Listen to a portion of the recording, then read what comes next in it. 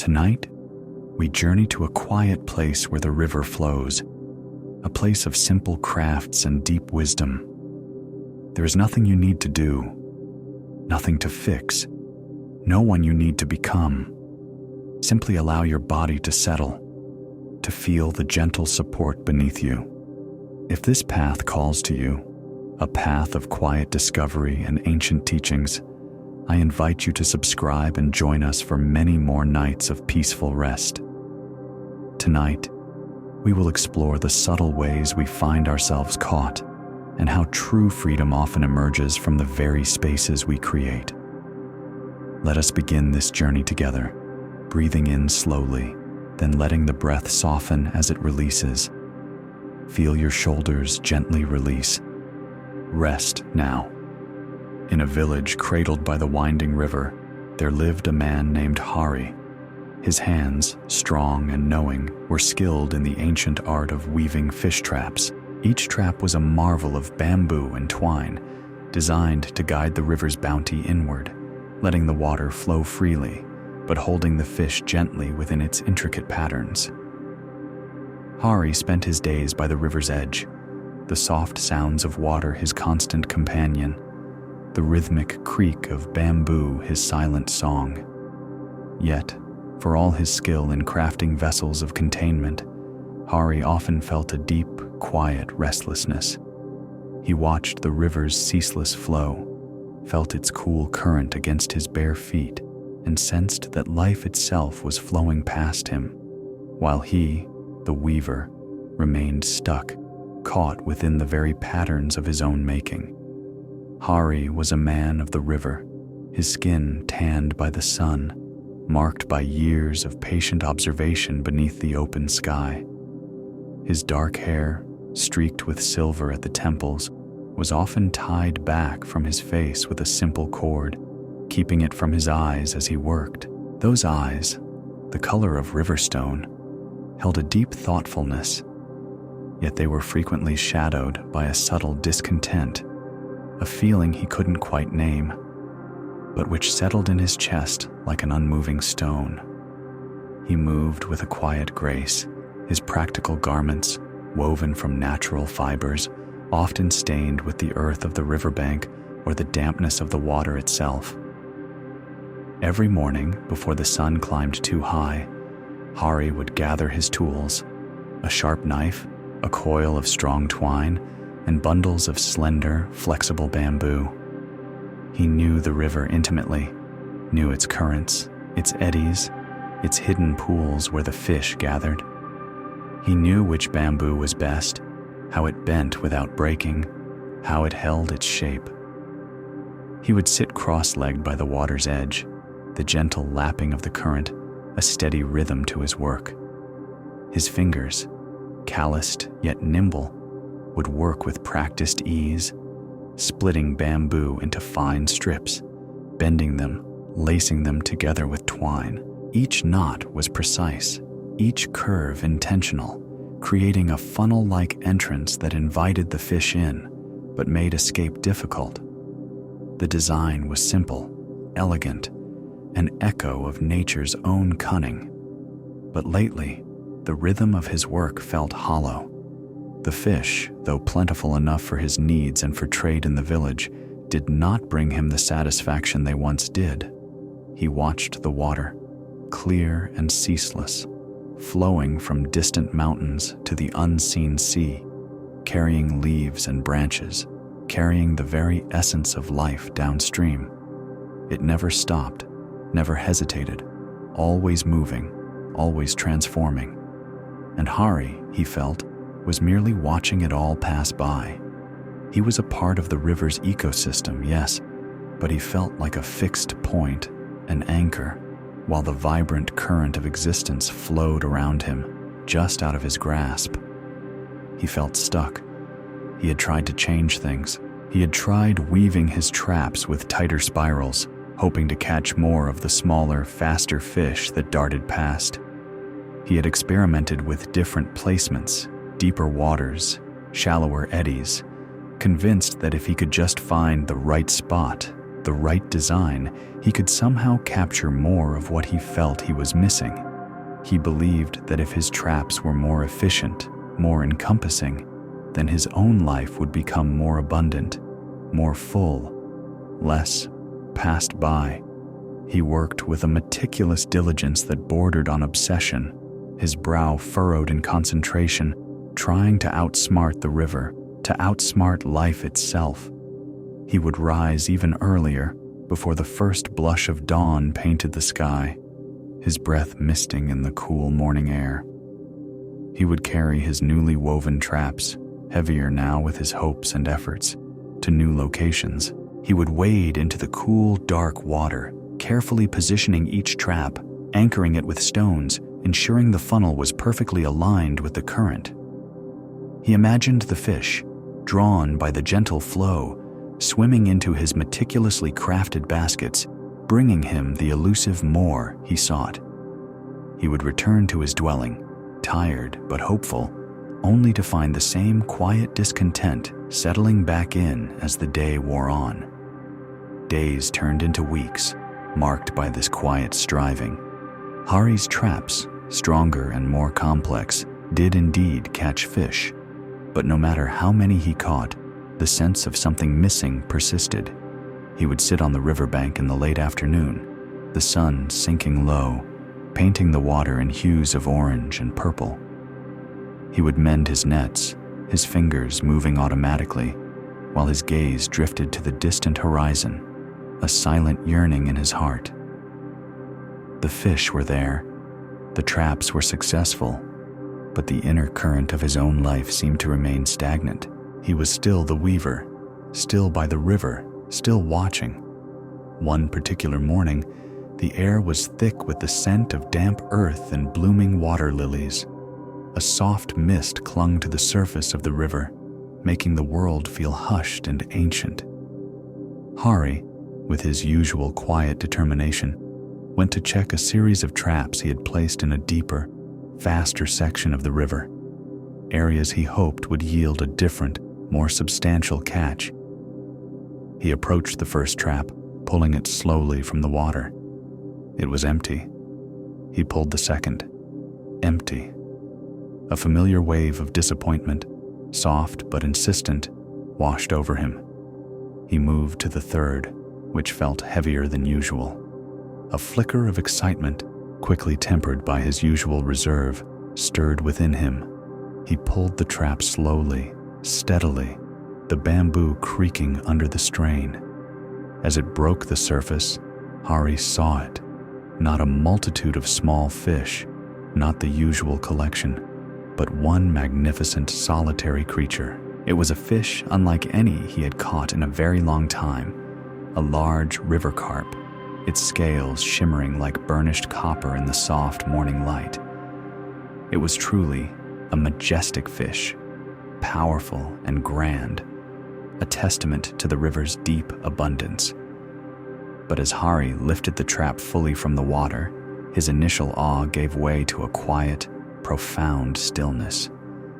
The fish was indeed magnificent, but it was still. It was too large. It had grown to its full potential, a giant among its kind, but in its growth, it had outgrown the very entrance of the trap. It had been able to swim in when it was smaller, seeking shelter or food.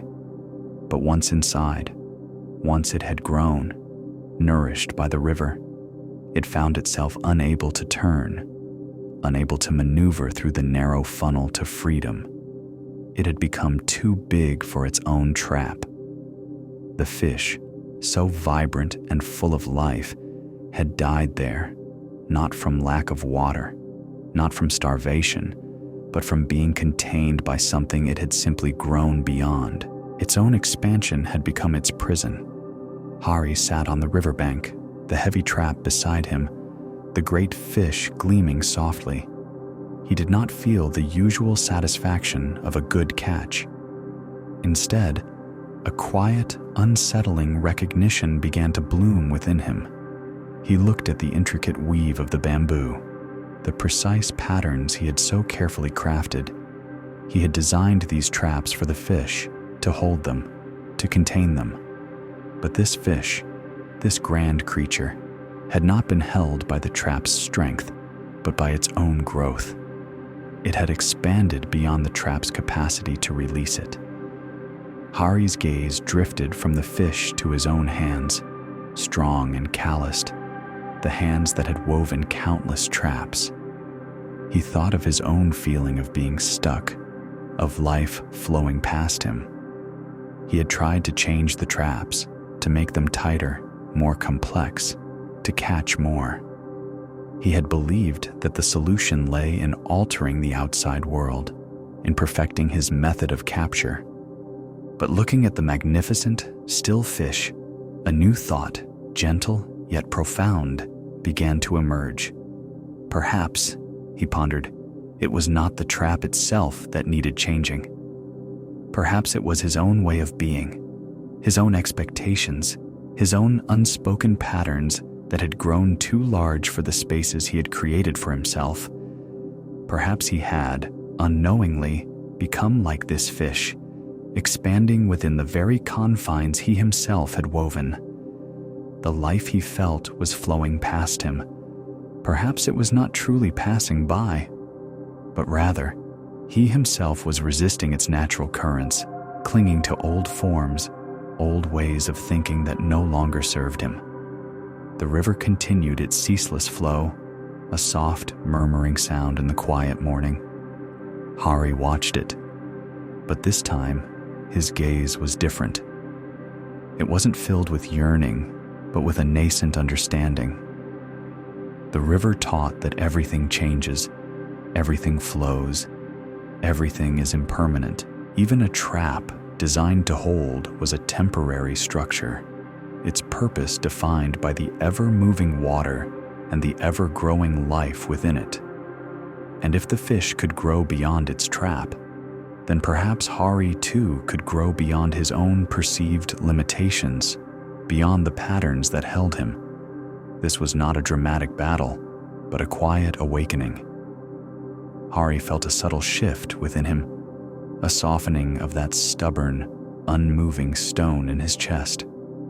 True freedom, he realized, might not come from changing the trap, but from understanding the nature of growth itself and the impermanence of all conditions, including his own. The river flowed on, carrying its ancient wisdom, and for the first time in a long time, Hari felt a gentle current begin to stir within his own heart, a quiet agreement with the flow.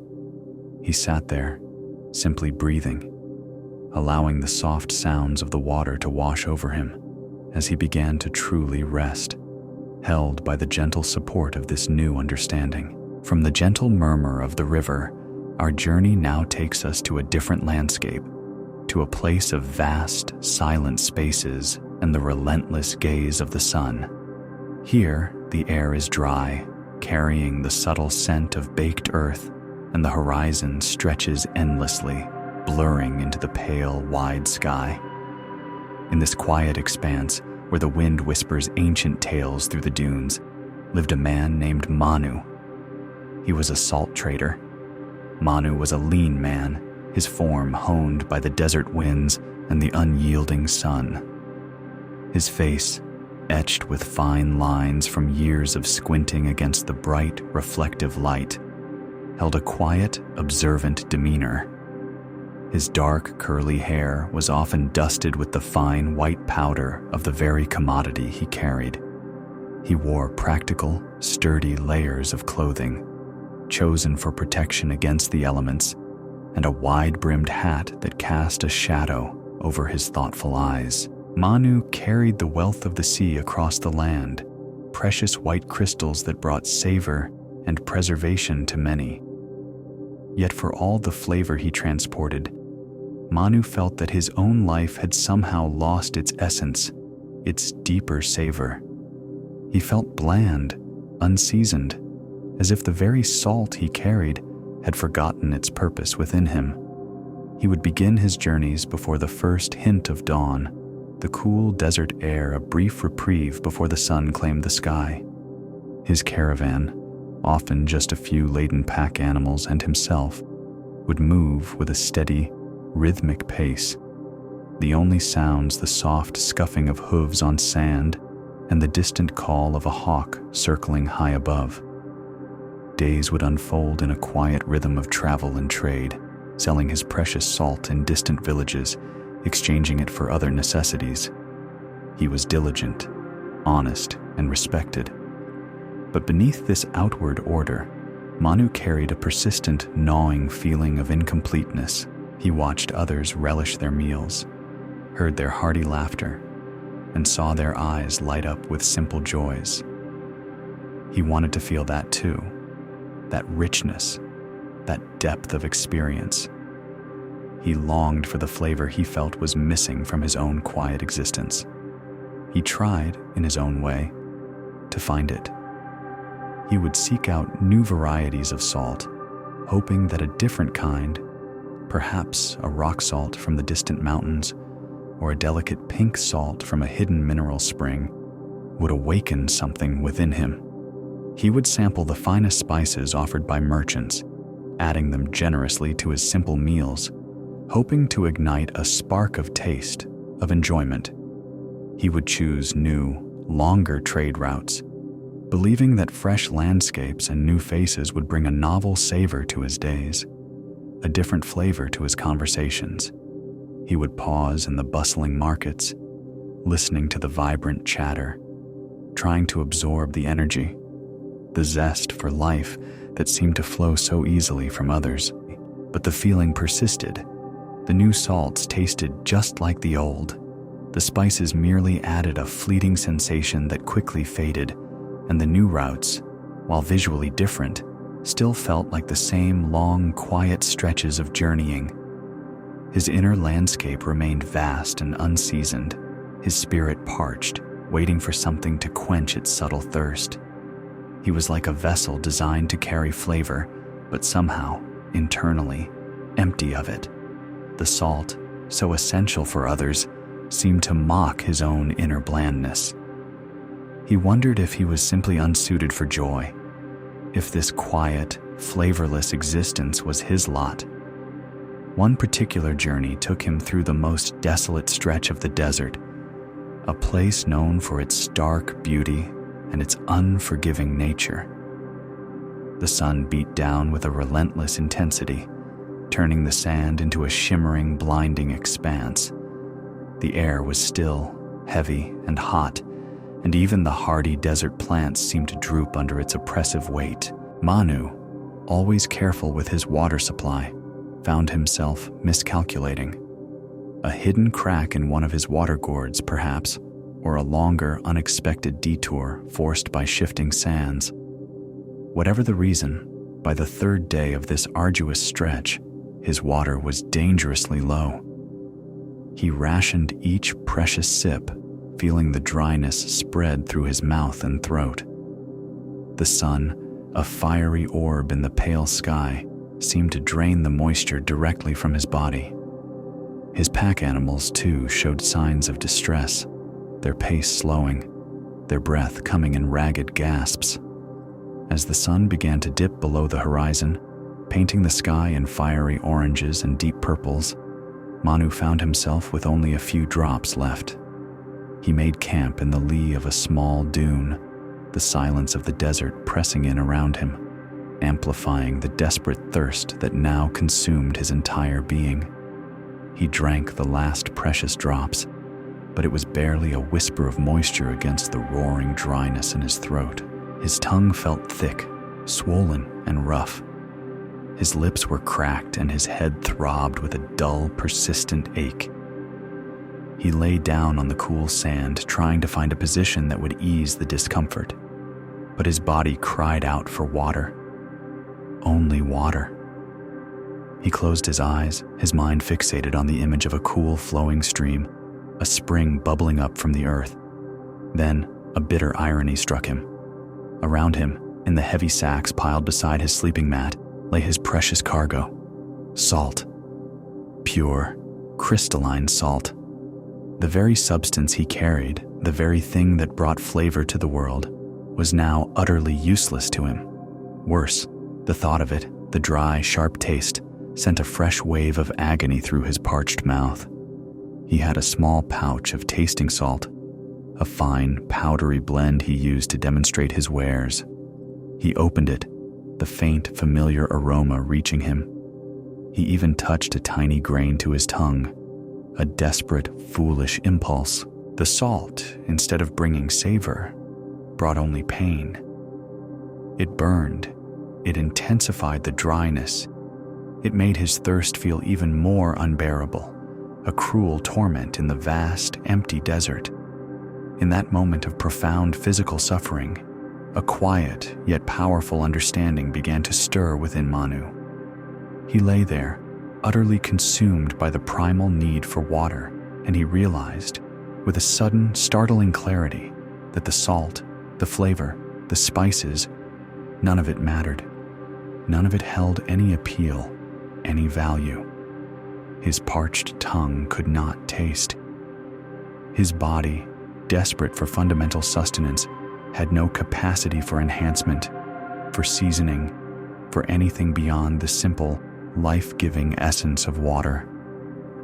The flavor he had been so desperately seeking, the richness he felt was missing from his life, was not something to be added, not an external spice to be sprinkled on an already existing meal. It was something that could only be perceived, only appreciated, when the deepest, most fundamental thirsts were first quenched. He had been trying to season a meal that hadn't even been cooked, to add zest to a cup that was fundamentally empty, to find flavor in a spirit that was parched and dry. The desert, in its silent, brutal honesty, had stripped away all illusions. It had shown him that sometimes the problem is not a lack of flavor, but a lack of water. It is not an absence of spice, but an absence of the basic conditions that allow taste to even be recognized. He had been looking for more, when what he truly needed was simply less.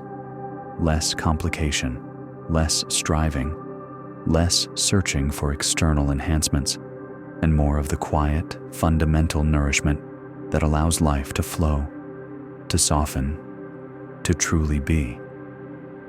He spent the rest of the night in a restless state, but his mind, amidst the physical torment, felt a quiet clearing. The frantic search for flavor had ceased. The yearning for something more had quieted. All that remained was the profound, simple, and undeniable need for water. And with that need came the dawning understanding that true richness, true savor, often resides not in what we add, but in the pure, unadorned presence of what is truly essential. As the first faint light of dawn touched the horizon, promising another day of relentless sun, Manu felt a different kind of current stirring within him. It was not the restless current of seeking, but a gentle, steady flow of quiet acceptance. He knew he still had to find water to survive this journey, but he also knew, with a certainty that settled deep in his bones, that the flavor he sought was not in the salt he carried, but in the quiet, fundamental act of truly nourishing himself, of tending to the deepest needs of his being, allowing his own inner landscape to soften and receive before attempting to enhance or season it. The illusion of external flavor had dissolved under the harsh, but ultimately clarifying, light of the desert sun. He lay there, simply breathing, allowing the stillness of the desert to wash over him as he began to truly rest, held by the gentle support of this new understanding. As the quiet understanding settled within Manu, like the first cool drops of rain on parched earth, a gentle shift occurred. The frantic seeking of flavor had softened into a quiet acceptance of what truly mattered, the fundamental nourishment that allows life to thrive. Now, let us allow that gentle current of insight to carry us onward, to a place where the rhythmic beat of transformation echoes through the air, and where the very nature of softness and hardness reveals its ancient wisdom. Allow your own breath to settle now, if it has wandered. Feel the quiet rise and fall within your own body. There is nothing for you to do, nowhere for you to go, nothing to fix. Simply allow these words to wash over you like a soft, steady rain as we journey to another simple village, nestled not by the river, but by the quiet edge of a forest, where the air smells of damp earth and the subtle fragrance of wood. In this village lived a woman named Chandra. Her hands, though strong and capable from years of work, moved with a surprising grace, transforming the rigid skin of trees into something pliable and soft. Chandra was a bark cloth beater, a master of an ancient craft. Her days were marked by a steady, rhythmic thump-thump, thump-thump, the sound of her wooden mallet striking the soaked bark, slowly, patiently, coaxing it to yield, to spread, to become something new. She would gather the thick, fibrous bark from specific trees, carefully stripping it without harming the trunk, honoring the tree's life in her gentle harvesting. Then, she would soak the bark for days, sometimes weeks, in cool, clear water, allowing the fibers to loosen, to soften, to prepare for their transformation. Once supple, she would lay the wet bark on a smooth, flat stone, and with her heavy, grooved mallet, she would begin the patient work. Thump, thump, thump, thump. Each beat was deliberate, each strike a whisper of change, slowly stretching and flattening the bark until it became a wide, even sheet of soft, earthy-toned cloth. Chandra's tunics, often splattered with the natural dyes she sometimes used, were themselves made of this bark cloth, soft against her skin, a testament to her skill. Her long, dark hair was usually braided and tucked away, kept clear of her rhythmic work. Her face, though focused, held a gentle determination. She took pride in her craft, in the way she could take something so hard, so unyielding, and turn it into something so beautifully soft, so practical, so comforting. Yet, there was an irony that often settled in Chandra's quiet heart. While her hands created softness from hardness, she felt, in her own life, an increasing sense of resistance, a subtle hardening within herself. She found herself growing less yielding, more rigid, against the gentle flow of life's changes. Like the bark she beat, she felt as if the repetitive demands of her days, the constant effort of living, had not softened her, but toughened her, making her less adaptable, less open to new forms. She watched the seasons turn, the leaves fall, and new buds emerge, the river swell and recede. She saw her neighbors embrace new ways of planting or building, new songs, new stories.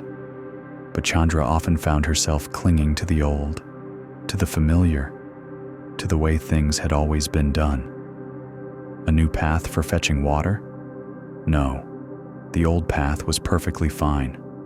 A different spice for the evening meal? No, the familiar taste was best. She resisted the small currents of change, finding comfort in the steadfast, the unmoving. She feared that if she yielded too much, if she softened too greatly, she might lose her form entirely, might simply dissipate, like the fibers of bark dissolving in water if left too long. So she tried to maintain her own inner hardness, her steadfastness. She would work longer, focusing on the precision of her beats, the evenness of the cloth, believing that strict adherence, that firm control, would somehow protect her from the dissolving nature of change. She experimented with her techniques, not to embrace newness, but to find ways to make the bark cloth more durable, more resistant to wear, to hold its form with even greater tenacity. She sought to imbue her creations, and perhaps herself, with an unshakable quality, a lasting permanence in a world that always seemed to be shifting. Her work shed light on this inner struggle. Sometimes, when a piece of bark was particularly stubborn, refusing to soften evenly. She would grow frustrated. She would beat it harder, trying to force it into submission, only to find it tearing, breaking, becoming unusable. It was a mirror, she knew, of her own resistance. The harder she pushed against life's unyielding moments, the more she felt herself fraying, rather than finding the softness she secretly desired. She wanted to be soft, yes, but only on her own terms, only if she could control the process, only if the softness was permanent and did not lead to formlessness. The season began to shift. The dry, dusty air of the hot months slowly gave way to a heavier, more humid atmosphere. The sky, which had been a brilliant, unblemished blue for so long, began to gather clouds, first wispy and distant, then thicker, darker, promising rain. The air itself grew thick with the scent of impending storm, a deep, earthy aroma that spoke of saturation and release. The villagers prepared, securing their roofs, bringing in their harvest, readying for the cleansing deluge of the monsoon. Chandra, too, made her preparations. She gathered her finished bark cloth, carefully folded and stacked it, and placed it on a raised platform in her workshop, away from the floor where any stray water might seep in. She had many pieces drying in various stages, laid out on racks in a sheltered corner, hoping to finish them before the heavy rains truly arrived. She had worked diligently, rushing to beat and dry as much as possible, driven by a subtle anxiety that the rain would interrupt her steady rhythm, would undo her careful work. She wanted to hold on to the progress, to secure the finished forms against the coming fluidity of the season. Then, the monsoon arrived. Not gradually, but with a sudden, magnificent roar. The sky opened up, releasing torrents of water that hammered against the roofs, churned the dust into mud, and transformed the quiet streams into rushing currents. Day after day, the rain fell, a ceaseless flowing curtain that blurred the edges of the world, turning the landscape into shades of muted blues and grays, punctuated by the deep green of rain-soaked leaves. The rhythmic thump-thump of Chandra's mallet was replaced by the incessant drumming of water on her roof, a different kind of beat, one that felt less controlled, more wild, more ancient. For a time, her workshop remained dry, a small island of order amidst the deluge. She worked on smaller pieces or simply waited, watching the rain, a quiet tension coiling in her stomach. She worried about her dried bark cloth, about the dampness that seeped into everything. She checked the platform daily, reassuring herself that her precious work was safe, that its hard-won softness was preserved. But one morning, after an unusually fierce night of rain, Chandra entered her workshop with a sense of dread. A small leak, perhaps a loosened tile in the roof, had allowed a steady stream of water to drip, silently, relentlessly, onto the very platform where her finest, most carefully beaten bark cloth lay stacked. The top pieces were saturated, dark with moisture, their edges already beginning to lose their crispness. With a heavy heart, she lifted the wet bundles. What she saw brought a quiet gasp to her lips. The water had not just dampened the cloth, it had begun to undo it. The fibers, so meticulously beaten and flattened, were separating, swelling, slowly returning to a pulpy, amorphous state. The smooth, soft sheets of cloth were becoming a shapeless mass, dissolving back into something resembling the raw, soaked bark she started with. Her careful, hard-won transformation was reversing, flowing backward. She laid the ruined cloth out, feeling the cool, sodden pulp beneath her fingers. Her initial reaction was one of dismay, of frustration. All that effort, all that patient beating, undone by a simple leak, by the relentless power of the rain. She felt a familiar hardening within her, a tightening in her chest, a resistance to this setback, this unmaking of her work. It felt like a betrayal, as if the world itself was conspiring against her efforts to create and to hold form. But as she watched the water drip, as she felt the dissolving fibers, a quiet recognition began to stir within her, a gentle wave of insight washing over her resistance. The bark had not been destroyed. It had simply returned to a different state. It was not ruined, but transformed. The hardness of the tree bark had become the softness of the cloth, and now the softness of the cloth was returning to the fluidity of pulp.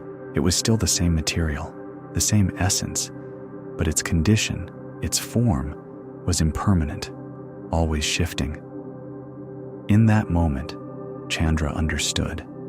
Softness and hardness were not absolute, not fixed, but temporary states, flowing conditions. The same bark could be rigid on the tree, pliable in the water, soft as cloth under the mallet, and fluid as pulp under the rain. It was not a failure for the cloth to soften back to pulp, just as it was not a failure for the bark to become cloth. It was simply the nature of things to transform, to change, to flow between different forms, different conditions. And if this was true for the bark, she realized, then it was also true for her. Her own resistance, her own fear of softening, of yielding to change, was like trying to force the bark to remain forever in one state, to defy the natural rhythm of transformation. The hardening she felt was not a permanent condition, but a temporary response, a subtle clinging to a particular form of being. She could flow between different states, just like the bark. She could be soft, she could be firm, she could be yielding, she could be resilient, and each state held its own truth, its own purpose, its own beauty. The heavy rain continued to fall outside, but inside Chandra's workshop, a quiet calm began to settle. The frustration had dissipated, replaced by a gentle curiosity, a spacious acceptance. She picked up a handful of the pulpy bark, feeling its moist, formless texture, and a faint smile touched her lips. This was not the end of her work, but another beginning. She would simply begin again. She would take this softened pulp, and with patience, with rhythm, she would transform it once more. She understood that true strength did not lie in rigid resistance, but in the capacity for transformation, in the willingness to yield, to flow with the currents of life, knowing that all states are temporary, all forms are impermanent, and that in the very act of dissolving, new possibilities for being, new forms of softness, were always waiting to emerge. She sat there, simply breathing, allowing the continuous thump-thump of the rain to become a soothing lullaby, a gentle reminder of life's ceaseless flow, its constant cycles of making and unmaking, of hardening and softening. She felt her own shoulders gently release, her own heart soften, no longer resisting the quiet wisdom of the monsoon. The illusion of permanent form had dissolved under the gentle yet powerful cleansing of the rain. And with that dissolution came a new, quiet freedom, a deeper understanding of the gentle flow within herself and within all things. The monsoon, in its magnificent departure, left behind a world cleansed and renewed. The air, still heavy with the scent of damp earth and verdant growth, had a crispness, a clarity that spoke of fresh beginnings. The rivers, swollen and powerful, now flowed with a majestic purpose, carrying away all that had accumulated, all that had become stagnant. It was in this refreshed world, by the edge of a quiet forest where ancient trees reached towards the sky, that we encounter Kala. Kala was a man of precise movements and quiet concentration, his gaze often focused on the subtle details of nature. He was slender, with nimble fingers, skilled in the delicate art of extracting and cooking sticky sap from certain trees. This sap, once prepared, became bird lime, a substance used to ensnare small songbirds. His clothes were simple, made of natural fibers, and often bore faint, almost invisible sticky traces of his craft, a testament to the pervasive nature of his work. Kala loved the songbirds.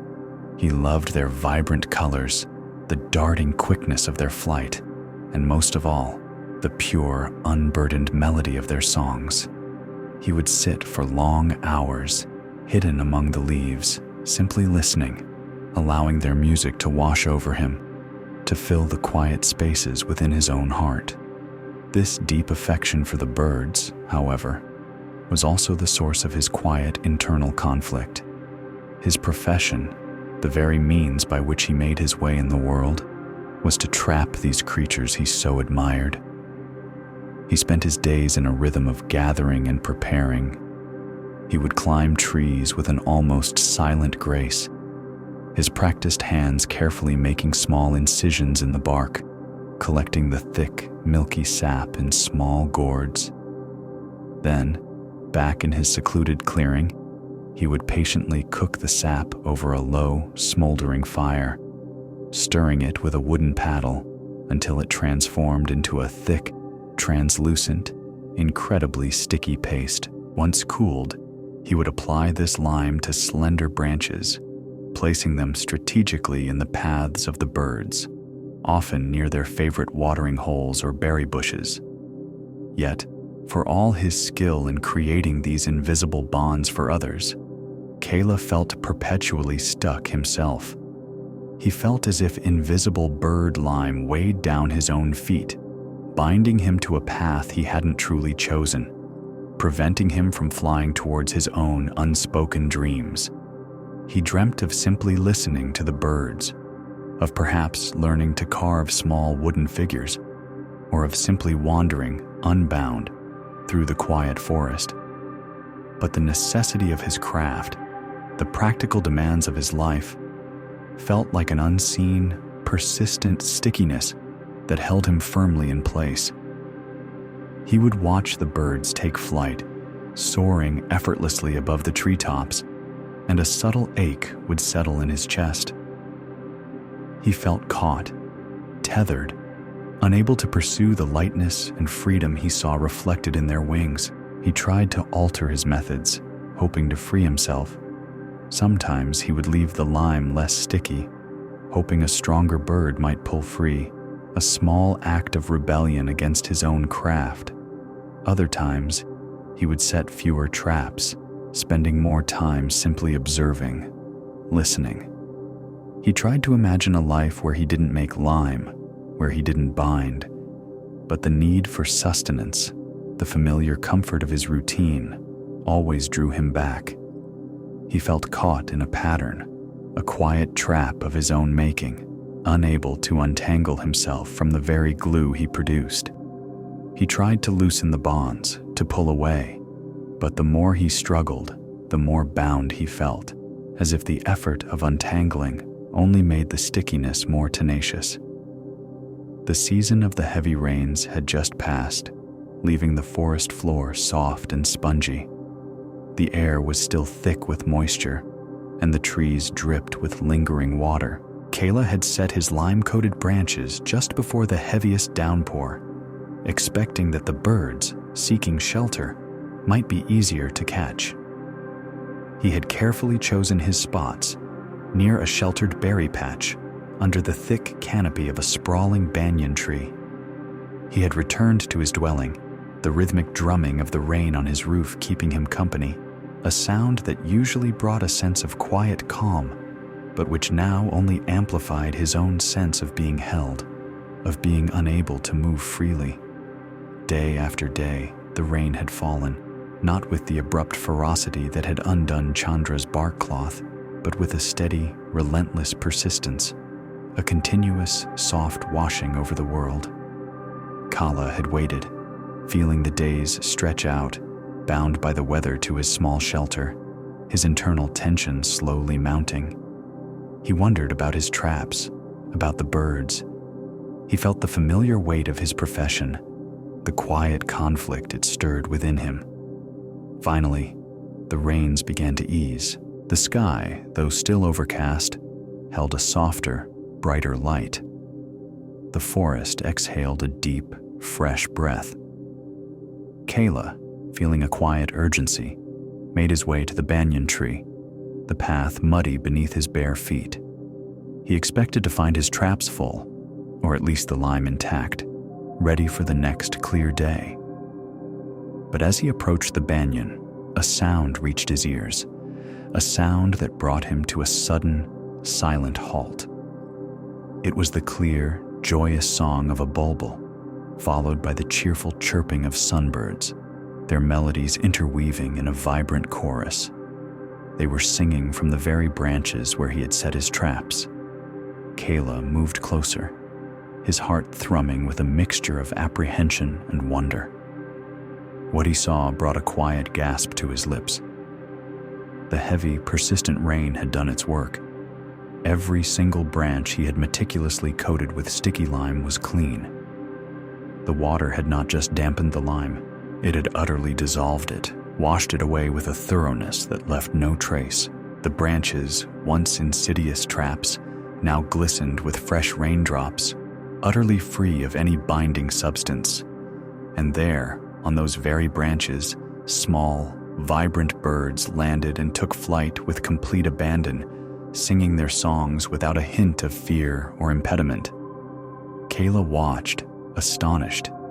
He saw a tiny hummingbird dart to a flower, then perch on a branch that, only days before, had been a snare. He saw a flock of sparrows alight, chattering, completely at ease. The very places he had carefully laid his traps, designed to bind and hold, were now sanctuaries of unrestrained flight and song.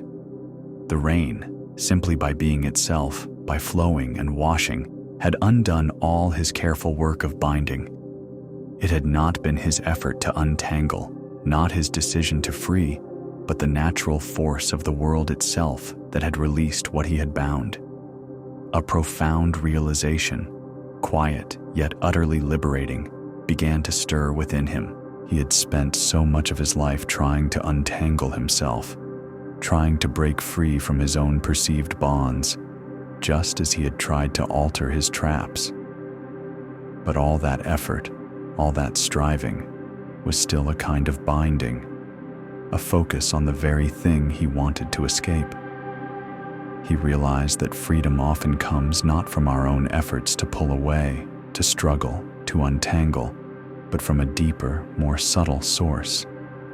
It comes from allowing life itself, from its natural flow, its ceaseless movement, to wash away the careful traps we have unknowingly laid, both for others and for ourselves.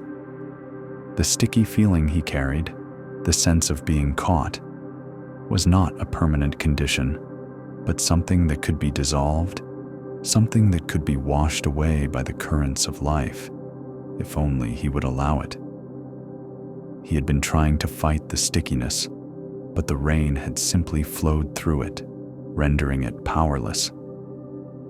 His own efforts to unbind had perhaps only reinforced the sense of being bound, but in simply allowing, in witnessing the natural flow, the inherent liberating power of circumstances, everything had shifted. He stood there for a long time, the quiet sounds of the forest wrapping around him. The birds continued to sing, their melodies now sounding even sweeter, imbued with a new kind of freedom, a clarity that mirrored the clarity unfolding within his own heart. The sense of being stuck, the invisible lime that had weighed down his feet, began to loosen, to dissolve. He felt a lightness, an unburdening, a quiet understanding that he did not need to strive to untangle. He simply needed to allow the natural flow of life to wash away what he had carefully, perhaps even unknowingly, bound himself to. He understood that letting go was not an act of struggle, but an act of allowing. It was trusting that the river of life carried its own cleansing power, its own gentle, persistent force that could dissolve even the most tenacious of bonds. The rain, in its simple, unceasing flow, had shown him that freedom was not something to be achieved through strenuous effort, but often something that simply is, waiting to be revealed when we release our hold, when we allow the natural world to do its work. The sun, now breaking through the clouds in soft, diffused rays, illuminated the glistening, free branches. Kayla watched as a small bird took flight, soaring upwards, a flash of vibrant color against the green. He felt his own shoulders gently release, a quiet smile touching his lips.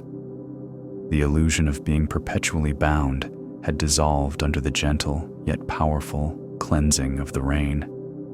And with that dissolution came a new, quiet freedom, a deeper understanding of the gentle flow within himself and within all things. He simply stood there, breathing in the fresh, clean air, allowing his own heart to rise, light and unbound, with the song of the free birds. The rain had cleansed the forest for Kayla, washing away his carefully laid traps, revealing a freedom that had always been present, simply waiting to be uncovered by the flow of life. And as that quiet understanding settled within him, so too, in a village nestled by the soft curve of a slow-moving river, did another man labor, his hands shaping vessels of containment, striving to hold fast to what seemed to always slip away. This was Dinesh, the clay cup maker. His workshop was a place of quiet industry, filled with the earthy scent of wet clay and the subtle warmth of the firing kiln. The steady whir of his potter's wheel was a constant, soothing companion, a sound as familiar to him as his own breath. Dinesh was a man whose hands, though often caked with the fine dust of his craft, were capable of extraordinary delicacy. They moved with a dancer's grace as he centered the clay, coaxing it upwards from a formless lump into the elegant curve of a cup, a bowl, a pitcher. Each piece was a testament to his patience, his skill, his unwavering dedication to creating something beautiful and functional. Dinesh made vessels designed to hold. He crafted cups for drinking water, bowls for holding grain, pots for storing oils. He understood the profound purpose of a container: to safely keep, to retain, to preserve. He poured his heart into ensuring each cup was perfect, its walls strong, its base firm, its rim smooth and inviting. He would carefully glaze them, ensuring no porous surface might allow a precious liquid to seep away. He fired them in the kiln with watchful eyes, knowing that too much heat, or too little, could leave a tiny, unseen flaw, a hairline crack that would betray the cup's purpose. Yet, for all his mastery of holding, Dinesh himself felt as if his own life was like a cracked cup. He felt that joy, peace, contentment, all the precious experiences of being alive simply drained through him, leaving him with a persistent, quiet sense of emptiness. He would watch a sunset, feeling its beauty, but the sensation would quickly fade, leaving him yearning for its return. He would share laughter with friends, feeling the warmth of connection, but the feeling would dissolve, leaving him with a sense that he hadn't quite held onto it. He felt that life's precious moments, like water, simply flowed through him, never truly settling, never truly staying. This feeling, this quiet ache of non-retention, drove his meticulousness. He believed that if he could just make the perfect cup, a vessel so utterly flawless that not a single drop could escape, then perhaps, through some unspoken alchemy, his own life might also learn to hold. He tried thicker walls, imagining they would offer more resistance to the unseen leaks of his heart. He experimented with new, more tenacious glazes, hoping to seal away the elusive nature of happiness. He fired his pieces hotter, longer, seeking an indestructible solidity that would defy the very nature of clay, and perhaps, by extension, the ephemeral nature of his own experiences. Each morning, as he began his work, he would choose a fresh lump of clay, cool and yielding in his hands. He would center it on the wheel, his foot finding the familiar rhythm of the treadle. As the wheel spun, the clay would rise, guided by his skilled fingers, taking shape. He would watch the water glisten on its surface, the smooth, even walls forming, and for a time, a quiet peace would settle over him. But always, the underlying thought remained, a subtle tremor beneath the surface of his calm. Will this one truly hold? Will it retain? Will it be enough? He would finish a batch of cups, inspect each one with a critical yet hopeful eye, tap them gently to test their resonance, feel their smooth, cool surfaces. He would place them on the drying racks, then later carefully load them into the kiln, tending the fire through the night, a silent vigil against potential cracks or imperfections. When they emerged, strong and beautiful, he would feel a fleeting sense of accomplishment, a momentary belief that he had, perhaps, achieved his impossible goal. But then, as he filled one with water, watching it stand clear and still within the vessel, his internal emptiness would return, a quiet counterpoint to the cup's perfect containment. It holds for others, he would think, but what about me? Where is the vessel for my own heart? One quiet afternoon, as the sun began its slow descent, casting long, peaceful shadows across the workshop floor, a figure appeared at the edge of Dinesh's work area. He was an old monk, his robes the color of dried earth, worn smooth by countless journeys. His face was etched with the gentle lines of age, and his eyes held a serene, knowing depth, like still pools reflecting the sky. He moved with a quiet grace, his presence a calming force in the already tranquil space. Dinesh, lost in his work, had not noticed the monk's arrival until a soft shadow fell over his wheel. He looked up, his hands pausing, still covered in clay.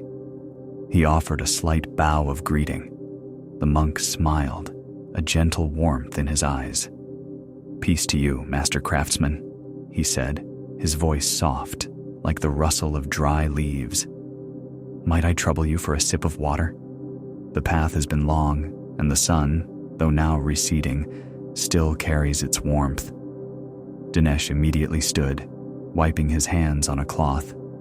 "Of course, venerable one," he replied, his voice respectful. He reached for one of his newly finished cups, a piece he had been particularly proud of, its walls even, its glaze unblemished. He filled it from a large earthen pot, the water cool and clear. He presented it to the monk. The monk accepted the cup with both hands, his fingers tracing the smooth rim for a moment, an act of silent appreciation. He raised the cup to his lips, taking a slow, deliberate sip of the cool water. His eyes closed briefly, as if savoring not just the water, but the quiet moment of refreshment. Dinesh watched, a familiar sense of quiet pride in his work mingling with the old, familiar ache of emptiness within himself. Here was his cup, holding perfectly, serving its purpose. Why could he not hold his own peace so well? Then, without a word, the monk opened his eyes. He lowered the cup, which still held a good measure of water, and then, with the same unhurried, gentle grace, he immediately poured the remaining water into another empty cup that sat on a nearby shelf, one of Dinesh's older, simpler pieces. The water glistened as it flowed, a soft, whispering sound in the quiet workshop. He placed the now empty cup, the one he had just drunk from, back on the ground beside the pot. Dinesh watched the simple act unfold, his mind momentarily still. It was such a natural, unthinking movement, yet something within him stirred. The cup, which had so perfectly held the water, was now empty again. The monk turned his gaze back to Dinesh, his eyes peaceful. He gestured towards the empty cup. "Dinesh," the monk said, his voice soft, "what is the purpose of this cup?" Dinesh considered, his eyes on the vessel. He had thought of this question countless times, and his answer was always the same. "To hold water, venerable one, to serve as a vessel." The monk nodded slowly, his gaze still on the cup. "Indeed. And now, Dinesh," he asked, his voice even softer, "what is its purpose?" Dinesh looked at the empty cup. It had held the water, and then it had released it. It had served. It was empty, yet it had fulfilled its function. A quiet recognition began to stir within him, a subtle loosening in his chest. It passed the water along," he replied, his voice a whisper, almost to himself. "It did not hold it for long." The monk smiled, a gentle warmth in his eyes. "Indeed. And in passing it along, in emptying itself, did it fail?" Dinesh sat in silence for a long moment, the simple act unfolding before him, replaying in his mind. The cup, in its very emptying, was serving its purpose. It had held the water, yes, but its ultimate role was to facilitate the flow, to allow the water to be drunk, to be shared, to be moved to another vessel. Its value was not in its capacity to cling, but in its capacity to facilitate. Its strength was not in its refusal to empty, but in its willingness to be emptied. Something profound shifted within him. The purpose was not to cling, but to allow flow. The purpose of a cup was not just to hold, but to pass along. And in passing along, in emptying itself, it was not failing, but succeeding in its truest nature. Emptiness, he realized, was not a void, not a lack of holding, but a space for new capacity. It was the very condition that allowed it to receive again. He thought of his own life, his yearning to hold onto joy, to retain peace, to cling to pleasant experiences.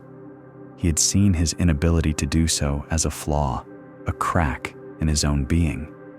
But perhaps, like the cup, his purpose was not to hold permanently, but to allow experiences to flow through him, to be savored in the moment, and then to be released, making space for new experiences to arrive.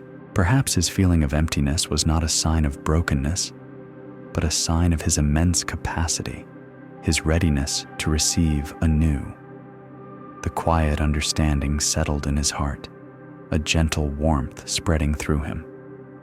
The meticulous efforts to make thicker walls, to fire hotter, to glaze more tenaciously, all those efforts born of a fear of loss now seemed less urgent.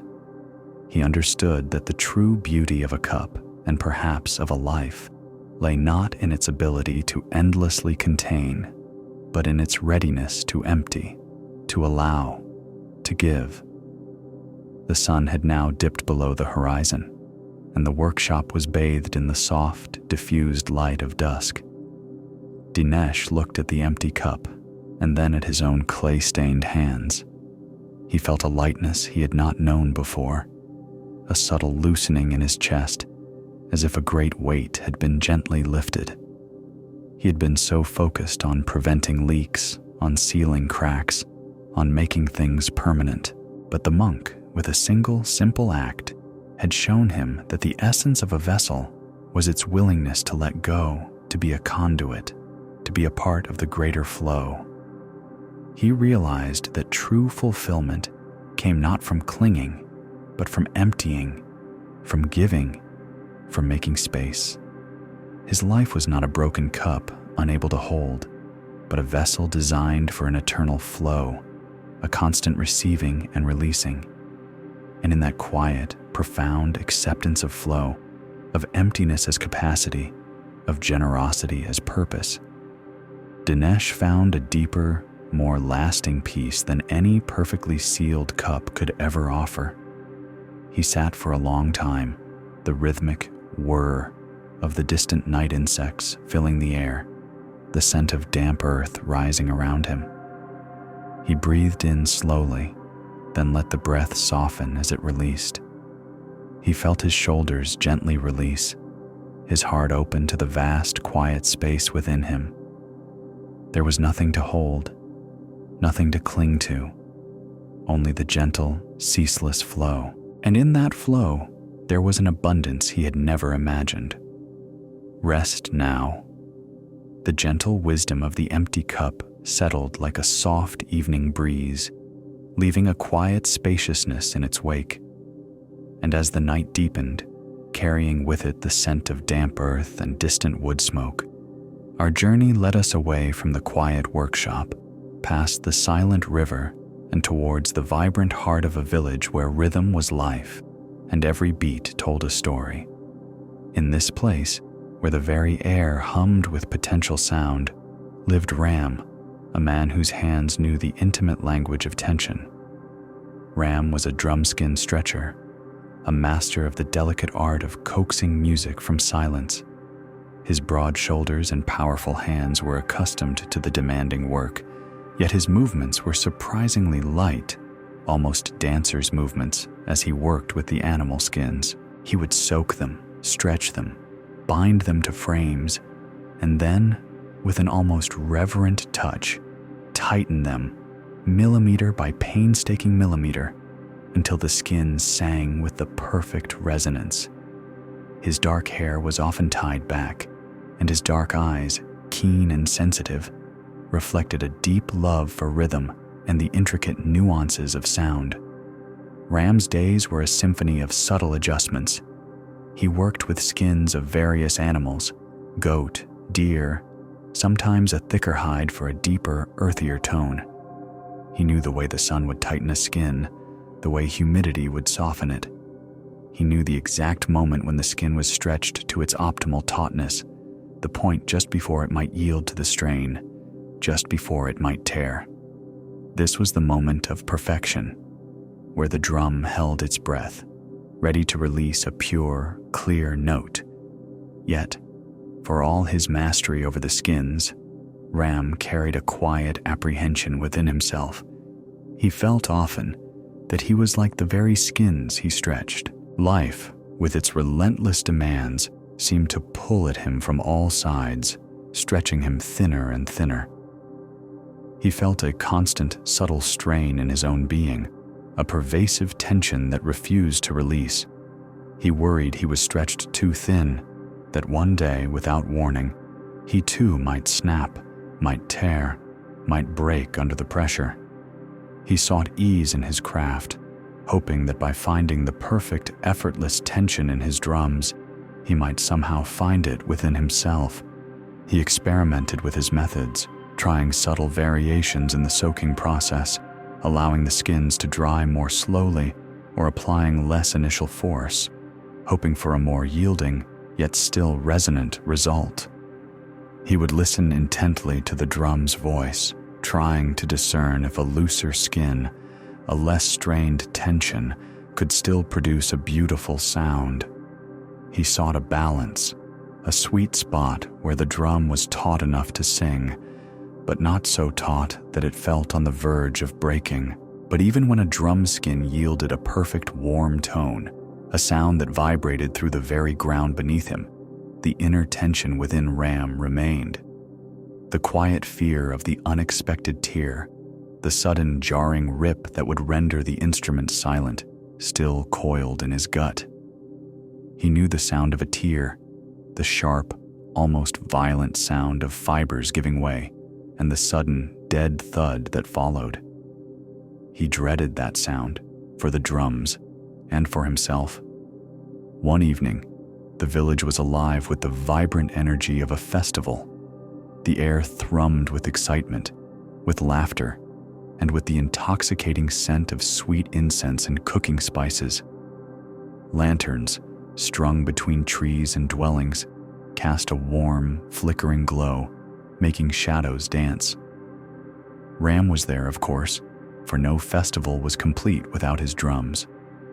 He sat among the musicians, his heart swelling with the communal joy, even as that familiar, subtle tension tightened in his own chest. He loved the music, the way it united everyone, the way it lifted spirits.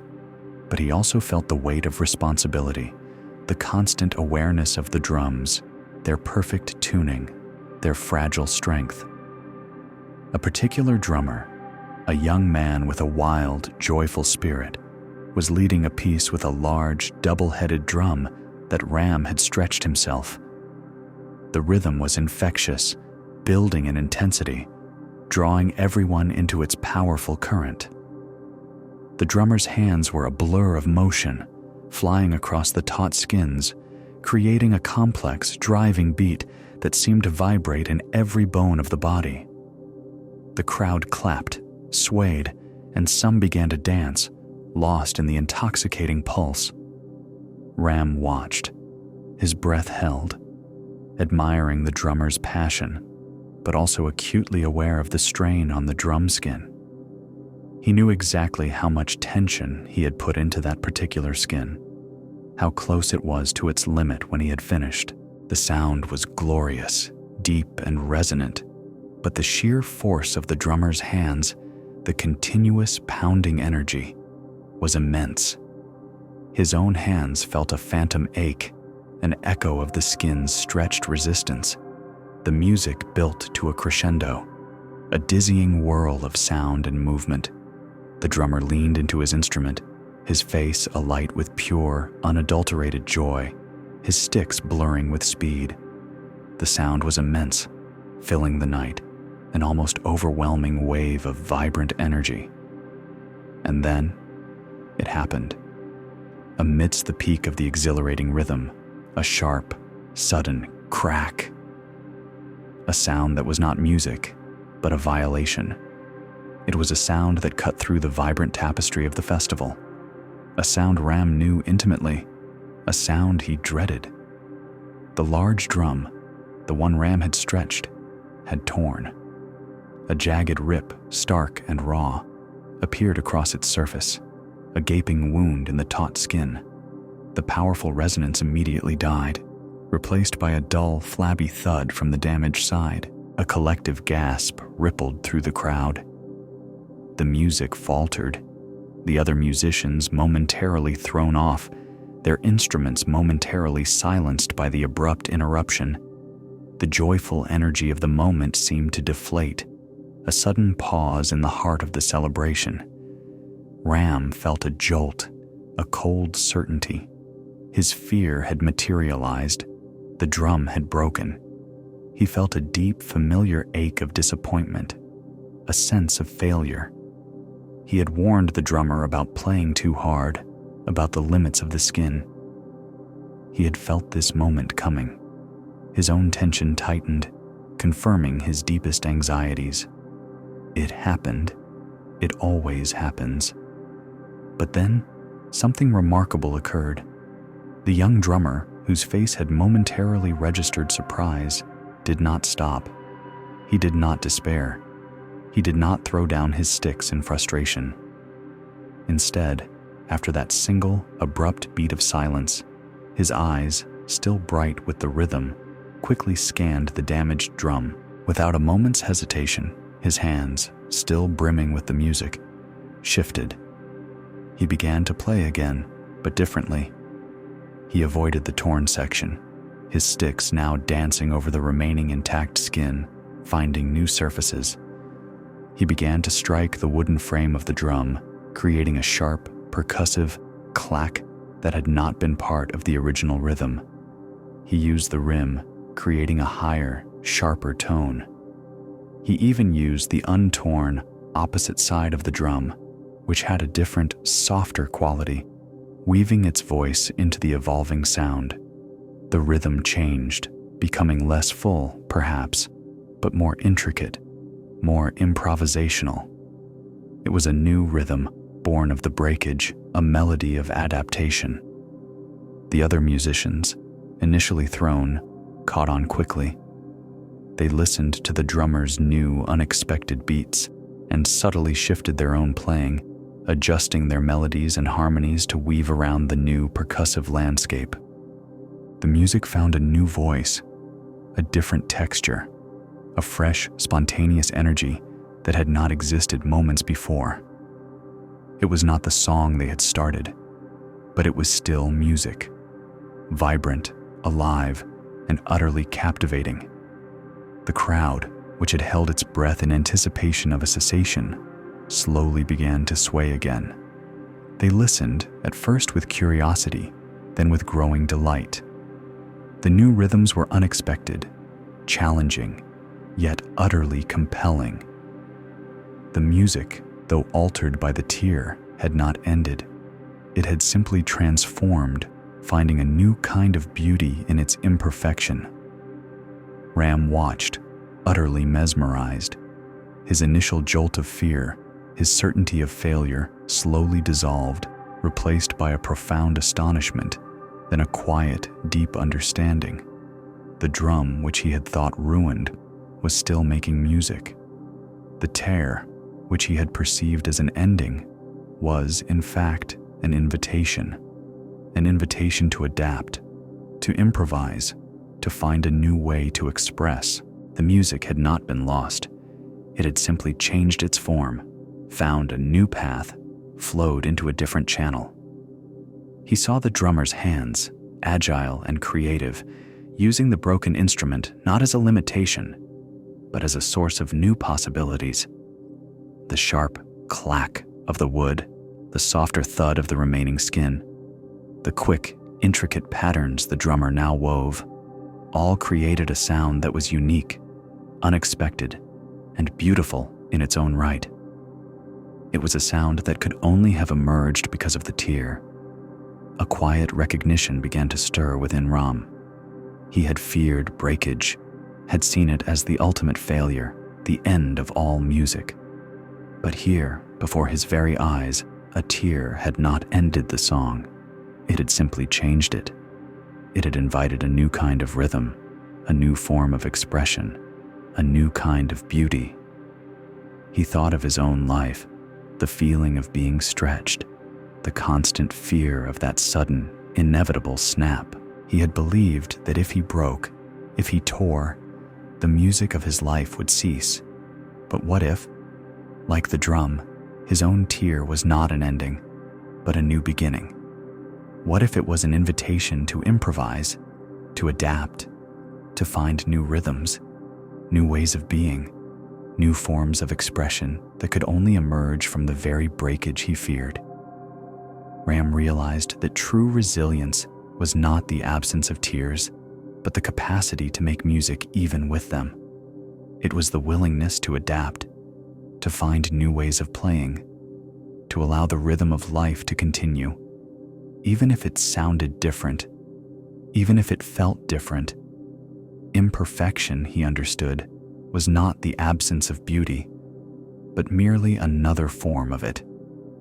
Breakage was not the end of the song, but a spontaneous, unexpected shift in its melody, an opportunity for a new and perhaps even richer improvisation. The festival music, now fully evolved into its new, unexpected form, pulsed around him. Ram felt a lightness he hadn't known before, a subtle loosening of the tension that had held him for so long. He looked at his own powerful hands, hands that knew how to stretch and tighten, but now also understood the wisdom of yielding, of adapting. He breathed in slowly, then let the breath soften as it released.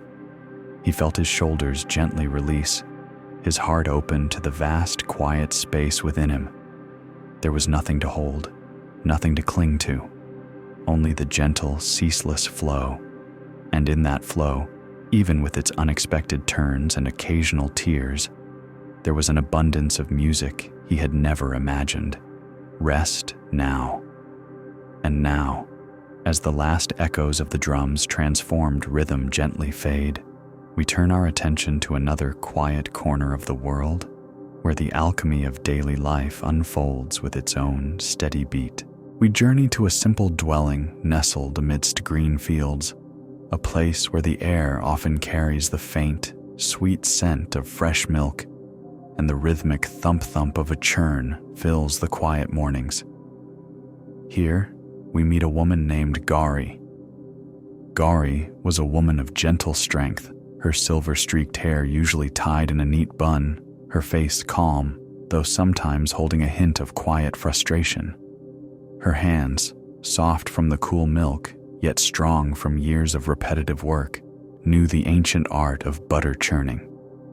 Each dawn, as the first blush of light touched the horizon, Gauri would begin her work. She would take the fresh, full milk, pour it into the large earthenware churn, and with a steady, unhurried rhythm, begin to move the wooden dasher up and down, up and down. It was a constant, transforming motion, a dance between liquid and solid. For hours, she would churn, her body swaying gently with the rhythm, her mind often drifting with the slow, deliberate movement. She watched as the milk, at first a homogeneous white, would slowly, almost imperceptibly, begin to thicken. Tiny flecks of yellow would appear, gathering, coalescing, until at last a soft, golden mass of butter would emerge, separating itself from the pale, watery buttermilk. It was a small miracle, a daily testament to patience and persistence, the transformation of something fluid and ungraspable into something solid, nourishing, and tangible. Gauri was skilled in her craft, a master of this quiet alchemy. She knew the precise temperature, the exact speed, the subtle shift in sound that signaled the moment of transformation. Yet, despite her daily success in creating something so solid and sustaining from the fluidity of milk, Gauri often felt that her own efforts in life produced nothing lasting. Everything, she felt, remained fluid, ungraspable, slipping through her fingers like water. Despite her tireless work, despite her constant, rhythmic striving, she would look at the firm, golden butter, so wonderfully solid, and then look at her own days, which seemed to melt away into an indistinct flow, leaving little behind that she could truly hold on to. She longed for something more permanent, something that would not dissolve, would not change, would not flow away. She saw her friends, her neighbors, building homes, raising families, accumulating possessions, and she felt as though her own life was like the buttermilk, essential, perhaps, but ultimately destined to be poured away, leaving only a residue. This quiet discontent, this longing for something more lasting, often led Gauri to churn longer, to try different milks from different cows, hoping that some subtle variation might yield a butter that was somehow more resilient, more enduring. She would spend extra hours, her arms aching, her brow furrowed in concentration, convinced that if she just applied enough effort, enough persistence, she could somehow capture permanence, could coax her life into yielding something solid, something that would not melt away, would not transform into something else. She wanted her efforts to stick, to endure, to remain. But life, like the milk in her churn, had its own rhythms, its own inherent nature of change. And so, the days passed, marked by the steady thump-thump of her churn, the cool feel of milk on her hands, the familiar satisfaction of seeing the butter emerge, and the quiet, underlying ache of feeling that all her efforts, though successful in the moment, were ultimately ephemeral, destined to dissolve back into the fluid, ceaseless flow of existence. One particularly hot day, the sun beat down with an unusual intensity, baking the earth and warming the air to a shimmering haze. Gauri had risen earlier than usual, hoping to complete her churning before the full heat of the day set in. Her efforts had been rewarded. The butter had formed beautifully, a perfect golden mound, firm and fragrant. She had carefully scooped it out, pressed it into a neat block, and placed it in a cool, shaded corner of her kitchen, convinced that she had outsmarted the sun, that her efforts had, for once, created something truly resilient. She went about her other tasks, preparing a simple meal, tending to her small garden, the sense of quiet accomplishment warming her from within. Later, as the sun climbed higher, casting long, bright shafts of light into her dwelling, Gauri returned to the kitchen, a gentle smile on her lips, ready to admire her morning's work, perhaps even to share a small portion with a neighbor. But as she approached the shaded corner, her smile faltered. The air in the kitchen, despite the shade, was undeniably warm, and there, in the earthenware bowl, was not the firm, solid block of butter she had left. Instead, the butter had softened, then slowly, inexorably, begun to melt. It had separated, its golden solidity giving way to a glistening, clear oil, with milky white solids sinking to the bottom. What had been a distinct, firm form was now a shimmering, fluid pool. Gauri stood still, watching. The carefully prepared butter, the product of her tireless, rhythmic effort, had simply yielded to the heat. It had not disappeared, not vanished, but it had transformed. The solid, the form she had so carefully coaxed into being, had returned to a liquid state, flowing back into a form that felt ungraspable, ephemeral. A quiet wave of disappointment washed over her, a familiar echo of her deeper frustration. There it is again, she thought. Everything changes, everything melts away, nothing truly lasts. She felt the old ache, the sense of her efforts being futile, of her striving yielding nothing permanent. She had worked so hard to create this solidity, and with the simplest touch of heat, it had dissolved, just as her days seemed to dissolve, just as her efforts seemed to flow away. She watched the glistening oil for a long time, the silence of the hot afternoon pressing in around her. The golden pool shimmered, reflecting the light from the window. The scent of butter, though now in a different form, still lingered softly in the air. She noticed that the oil itself was beautiful, clear, and pure, with its own subtle fragrance. It was not a failure, not a ruin, just different. And then, very slowly, a new thought began to surface in Gauri's mind, like a bubble rising through the still oil.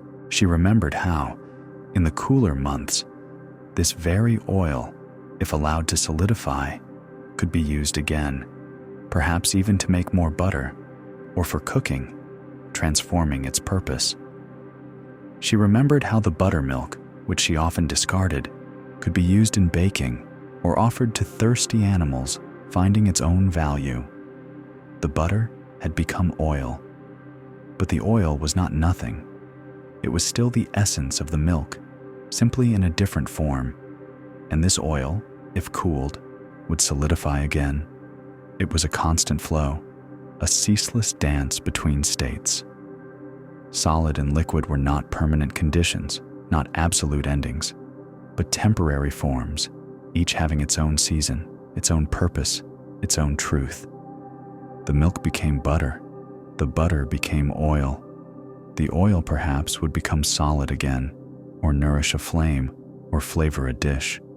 It was all a process of transformation, a continuous flow, an endless cycle. Her efforts were not for permanence, but for the beauty of the transformation itself, for the nourishment it offered in its various forms, for the rhythm of the change. Gauri realized that her striving for something lasting, for something unchangeable, had been like trying to hold the river still. Life, like milk, like butter, like oil, was always in motion, always transforming. The solidity she desired was just one fleeting moment in a vast, beautiful dance of impermanence. And in that impermanence, there was not a lack, but a richness, an endless potential for new forms, new expressions, new ways of being. She looked at the golden oil, and a subtle smile touched her lips, a genuine smile, free of the quiet frustration that had often shadowed her. She saw not a dissolved effort, but a new state, a new possibility. The transformation had not been a loss, but simply a change. And in that change, there was a quiet, profound acceptance. She understood that her own life, too, was a constant process of becoming, of flowing between states, between experiences, between forms. There was no need to cling to one particular form, no need to strive for an elusive permanence. True strength lay not in resisting the flow, but in embracing it, in recognizing that solidity and fluidity were temporary conditions, each holding its own beauty, each serving its own purpose in the grand, ceaseless rhythm of life. The heat of the day no longer felt like a challenge to her efforts, but simply another aspect of the world, another force of transformation. She felt a lightness within her, a subtle loosening of the tension that had gathered around her heart. Her work, her life, was not about creating something that would never change, but about participating in the beautiful, endless dance of change itself. She breathed in slowly, then let the breath soften as it released. She felt her shoulders gently release, her heart open to the vast, quiet space within her. There was nothing to hold, nothing to cling to, only the gentle, ceaseless flow. And in that flow, even with its constant transformations and shifting forms, there was an abundance of richness she had never imagined. Rest now. Tonight, we turn our gaze from the transforming dance of milk and butter, from the constant flow between solid and liquid, to a different kind of fluidity, a different kind of form. We journey to a bustling market, a place where the threads of human connection are woven as intricately as the finest fabrics, where the rhythm of commerce hums with a vibrant, ceaseless energy. There, amidst the vibrant colors and the gentle murmur of voices, we find a man whose hands are masters of binding, yet whose mind often feels unwound. Let us settle deeper into this moment, allowing the story to unfold like a soft cloth.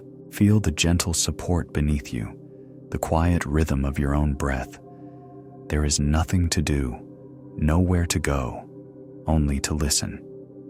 In this lively market, where the air was thick with the scent of spices and the soft rustle of textiles, lived a man named Vijay. His slender fingers, deft and sure, were known throughout the land for their skill in winding turbans. Each turban he crafted was more than just a piece of cloth. It was an expression of dignity, a statement of status, a crown of woven beauty. He worked with silks that shimmered like a desert mirage, with fine cottons that felt like a whisper against the skin, and with rich brocades that spoke of ancient traditions. Vijay understood the subtle art of the drape, the precise tension of the fold, the elegant geometry of the binding. His work transformed ordinary cloth into a symbol of composure and grace. Customers would approach him, often with a simple piece of fabric, and leave with their heads adorned, their posture subtly altered, a new sense of confidence settling upon them. Vijay's movements were precise, almost meditative as he worked. His eyes were keen, observing the contours of each head, the subtle shifts in expression, ensuring that the finished turban was not merely worn, but truly belonged to the wearer. He created order, elegance, and a quiet sense of permanence in a world of constant motion. Yet, for all the composure and order he brought to others, Vijay found his own mind to be a tumultuous, unwound landscape. His thoughts, he felt, were like an endless bolt of cloth, constantly unraveling, spilling out in all directions, never quite settling into a neat, dignified fold. He would lie awake at night, his mind churning, images and ideas and worries swirling like dust motes in a shaft of light, refusing to be bound. During the day, even as his hands created perfect symmetry, a quiet chaos reigned within his skull. He longed for the inner stillness, the quiet composure that he so expertly wound onto the heads of others. He tried, in his own way, to apply the principles of his craft to his restless mind. He would select the longest, most substantial piece of cloth for his own turban, hoping that more material, more binding, would create a more profound sense of inner composure. He would wind it tighter, more meticulously than any other, concentrating on each fold, each tuck, believing that if the external form was perfectly bound, the internal chaos would somehow be tamed. He would sit for long stretches, trying to hold a single thought, to bind it firmly in his mind, just as he bound the cloth. But the tighter he bound his own turban, the more constricted his head felt, and the more his thoughts seemed to strain against the invisible bonds, desperate to unravel. The longer the cloth, the more unwieldy it became, creating more folds, more possibilities for confusion rather than clarity. And the more he tried to hold a single thought, the more it seemed to slip through his mental grasp, dissolving like smoke, leaving him with a familiar ache of frustration. Why can I bring order to everyone else's head, he would wonder, but not my own? Why does my mind always feel unwound? He felt a deep, quiet sadness, a sense that he was a master of a craft whose most profound lesson he himself could not grasp. He was like a weaver whose own thread was constantly tangled, despite his skill with the loom. One particularly busy morning, the market was a vibrant tapestry of sounds and sights. Merchants called out their wares, children laughed, and the low hum of conversation filled the air. Vijay was deep in conversation with a customer, his hands already anticipating the shape of the turban, when a gentle voice, soft and a little shaky, spoke beside him. "Young master," the voice said, "might you have a moment for an old man?" Vijay turned to see an elderly man standing before him. His face was a roadmap of gentle wrinkles, his eyes kind but weary, and his hands trembled slightly as he held out a faded but beautiful piece of indigo-dyed cloth. The man's own head was bare, his silver hair a wispy halo around his temples. He looked as though he had traveled a long way, or perhaps simply lived a very long life. "Of course, venerable one," Vijay replied, his voice calm, masking the familiar flutter of his own restless thoughts. He gestured for the old man to sit on the low stool before him, and the man settled slowly, with a soft sigh. Vijay took the indigo cloth. It was of good quality, but well worn, softened by countless washes. He began to wind it, his fingers moving with their usual grace and precision. Accustomed to the familiar task, he started at the forehead, creating the foundational wrap, ensuring it was snug but not tight, balanced and even. He moved with a practiced rhythm, each turn of the cloth creating a new layer, a new curve, a new segment of the whole. But as he carefully brought the cloth around for the third or fourth fold, the old man shifted on the stool, perhaps adjusting his balance, perhaps merely feeling the subtle tension of the winding. And with that gentle shift, the cloth loosened. A careful fold, perfectly placed just moments before, slipped. The neat line softened, the symmetry faltered. Vijay, ever the perfectionist, paused, his brow furrowed almost imperceptibly. He could not leave it like that. It would not be right. It would not be perfect. So, with a soft internal sigh, he began to unwind. Slowly, carefully, he reversed his movements, Loosening the cloth, unwrapping the layers he had just so meticulously placed, he pulled the fabric gently away, smoothing it out, preparing to begin again.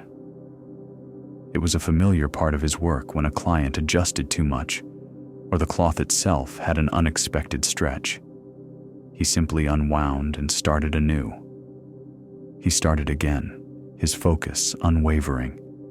He established the base, brought the cloth around, creating the foundational wraps with practiced ease. He reached the point where the previous fold had slipped, his fingers extra careful now, trying to compensate for the old man's subtle movements. He thought, "This time, it will be perfect." But just as he settled into the rhythm, the old man let out a small cough, a gentle rumble in his chest, and again he shifted, a tremor passing through his frail body. And again, the cloth loosened. The carefully crafted fold softened, the line dissolved, the symmetry was lost. Vijay felt a familiar wave of frustration, a subtle tightening in his chest. Not again, he thought. He wanted to finish, to create the perfect turban, to move on to the next customer. But the old man was patient, his eyes closed in what seemed like a gentle reverie, perhaps simply resting. He could not rush him. So, with another deep, silent breath, Vijay began to unwind the cloth once more. Each layer, each curve, each segment he had just placed, he now meticulously reversed. It seemed like a waste of effort, a step backward. His mind, already prone to unraveling, felt the echoes of his own internal chaos. He unwound the cloth completely, smoothing out the indigo fabric, feeling the fine, soft threads beneath his fingers. He looked at the old man, who now opened his eyes and offered a small, apologetic smile. "Forgive this old man, young master," the elder said, his voice a quiet rasp. "My bones are not as steady as they once were." "It is nothing, venerable one," Vijay replied, his voice calm, though his heart felt a quiet impatience. "We will simply begin again." And he did. For a third time, he began the winding. For a third time, his fingers moved with grace. For a third time, he focused on the drape, the tension, the fold. And for a third time, whether from the old man's involuntary tremble, or perhaps the subtle give of the well-worn cloth, the turban loosened, the symmetry broke, the line softened. Vijay paused. He looked at the unwound cloth, then at the old man's serene, patient face. He felt a different kind of sensation now, not just frustration, but a strange, almost hypnotic rhythm in the repeated unwinding. He had unwound and rewound this same piece of cloth more times than he could count for a single customer. It felt like a Sisyphean task, an endless cycle of creation and dissolution. But as he began to unwind it for the fourth time, something subtle shifted within him. He noticed a faint crease in the cloth, a tiny imperfection he hadn't seen before, that perhaps contributed to its slipping. He smoothed it out with extra care. As he unwound, he noticed the exact way the old man's head sloped slightly on one side, a nuance he had missed in his initial, more hurried attempts. He noticed the gentle curve of his ear, the subtle indentation at the back of his neck. With each unwinding, he was not just reversing a mistake, he was seeing more clearly. He was gaining new information. He was becoming more intimate with the cloth, with the head, with the task itself. The unwinding was not a failure. It was an opportunity. Each time he unwound, he had the chance to refine, to adjust, to improve. He could make the next winding better than the last. The process was not linear, not a single perfect execution, but a series of attempts, of adjustments, of returning to the beginning with new wisdom. The unwound state was not an ending, but a necessary reset, a spacious moment before a more aligned beginning. He unwound the cloth again, and then again. He lost count, but with each unwrapping, the frustration began to dissolve, replaced by a quiet, focused attention. He was no longer fighting against the unwinding, but embracing it as an inherent part of the process. The unwinding allowed for observation, for correction, for a deeper understanding of the material and the form. It was not a disruption, but an integral step towards true alignment. When finally the turban settled into place, it was perfect. Not just outwardly symmetrical, but inwardly aligned with the old man's unique contours. It felt light, secure, and utterly right. The old man reached up, his trembling fingers touching the soft folds, and a look of profound contentment spread across his face. "Ah," he murmured, his eyes shining. "This feels like home." Vijay looked at his hands, then at the perfectly wound turban. He realized that his own mind, with its constant unraveling, was not failing him. It was simply unwinding, offering him the chance to rewind, to refine, to align his thoughts with greater clarity, greater patience, greater understanding. The ceaseless flow of thoughts, the apparent chaos, was not a problem to be fought, but a constant invitation to begin anew, to adjust, to find a truer, more aligned expression. He understood that life, like the winding of a turban, was not about reaching a permanent, unchangeable state of composure. It was about the process itself, about embracing the unwinding as much as the winding, about finding the opportunity in every perceived setback.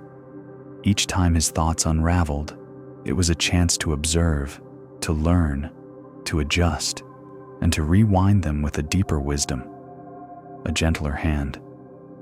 Patience was not just waiting. It was the active, mindful engagement with the non-linear path of progress. A quiet calm settled over Vijay, a composure that felt deeper and more authentic than any he had ever tried to force. He felt his own mind, though still flowing, now flowing with a gentle understanding. The unwinding was not a failure, it was the very breath of creation. He breathed in slowly, then let the breath soften as it released. He felt his shoulders gently release, his heart open to the vast, quiet space within him. There was nothing to hold, nothing to cling to, only the gentle, ceaseless flow. And in that flow, even with its constant transformations and shifting forms, there was an abundance of richness he had never imagined. Rest now. Tonight, we turn our gaze to a different kind of counting, a different kind of measure. We have seen how life unwinds and rewinds, how each moment of apparent chaos can be an invitation to refine, to align, to find a truer rhythm. Now, we will consider what it means to measure what truly matters, and perhaps to discover that the deepest value lies beyond all counting. Allow your body to settle, to feel the gentle support beneath you.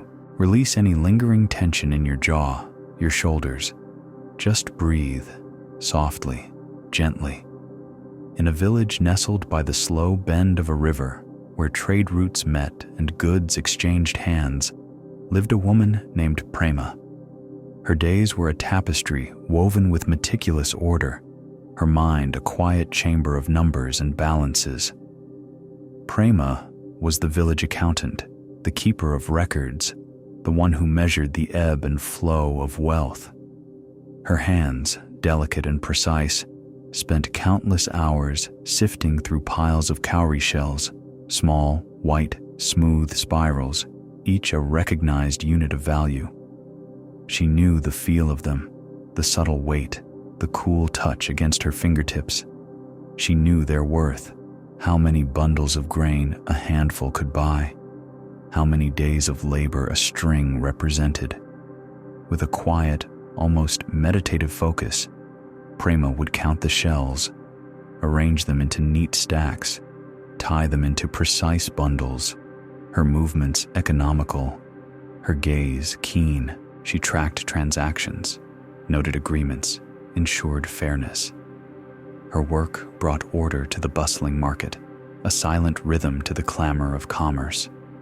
Prema prided herself on her clarity, on her ability to bring precision to the fluid world of exchange.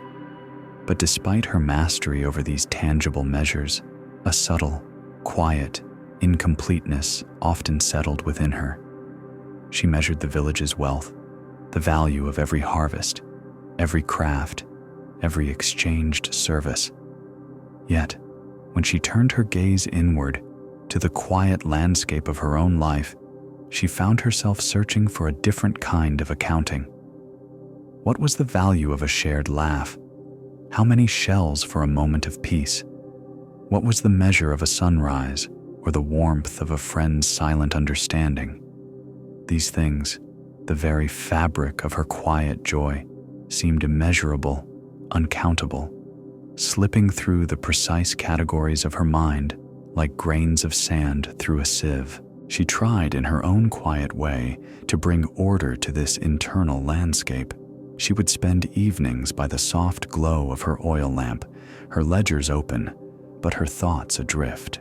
She would try to create new categories, new systems, perhaps a column for moments of serenity, another for acts of kindness received, a third for feelings of gratitude. But how to assign a numerical value? How to count the immeasurable? How to quantify the soft, intangible currents of the heart? The more she tried to count, the more elusive the true value seemed, leaving her with a lingering sense of quiet frustration, a feeling that she was missing the true accounting of her own life's worth. She sought a way to measure what truly mattered, to quantify the richness that lay beyond the shells, beyond the numbers. One afternoon, as Prema meticulously sorted a fresh delivery of shells, her fingers moving with their accustomed grace, a small shadow fell across her counting mat. She looked up to see a child, no older than 7 or 8, standing quietly beside her. It was young Rohan, a boy known for his boundless curiosity and his clear, unblinking gaze.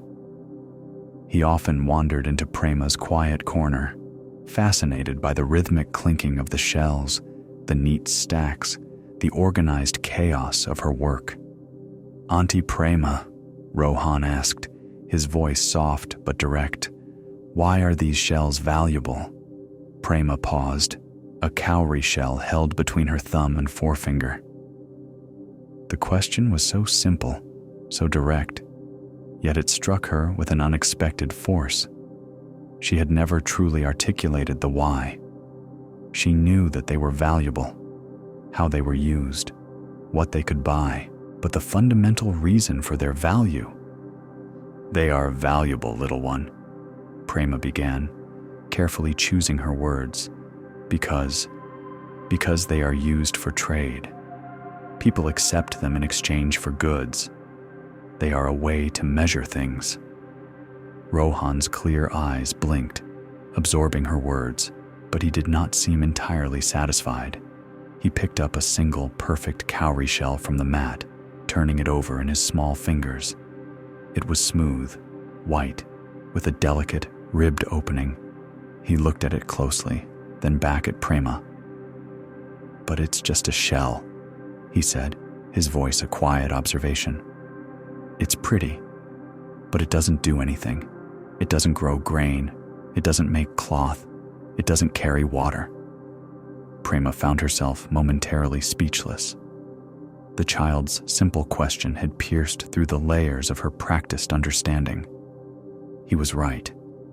The shell itself was just a shell. It had no intrinsic utility beyond its aesthetic appeal. Its value wasn't inherent in its form or function, not like a tool or a seed. She tried again. "It is valuable because we all agree that it is valuable, Rohan. When everyone agrees, then it becomes valuable." Rohan's brow furrowed slightly in thought. He looked at the shell, then at the piles of other shells, then back at Prema. So, if we all agree it's valuable, it is. And if we all agreed it wasn't, then it wouldn't be? Prema felt a subtle jolt, a quiet tremor of recognition. The child had, with his innocent clarity, articulated a profound truth that had always been present in her work, yet had remained unexamined. The value of the shells was not a quality within the shells themselves. It was an agreement. It was a shared understanding.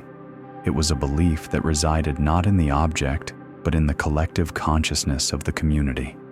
The shells simply served as a symbol, a placeholder for an unspoken collective agreement.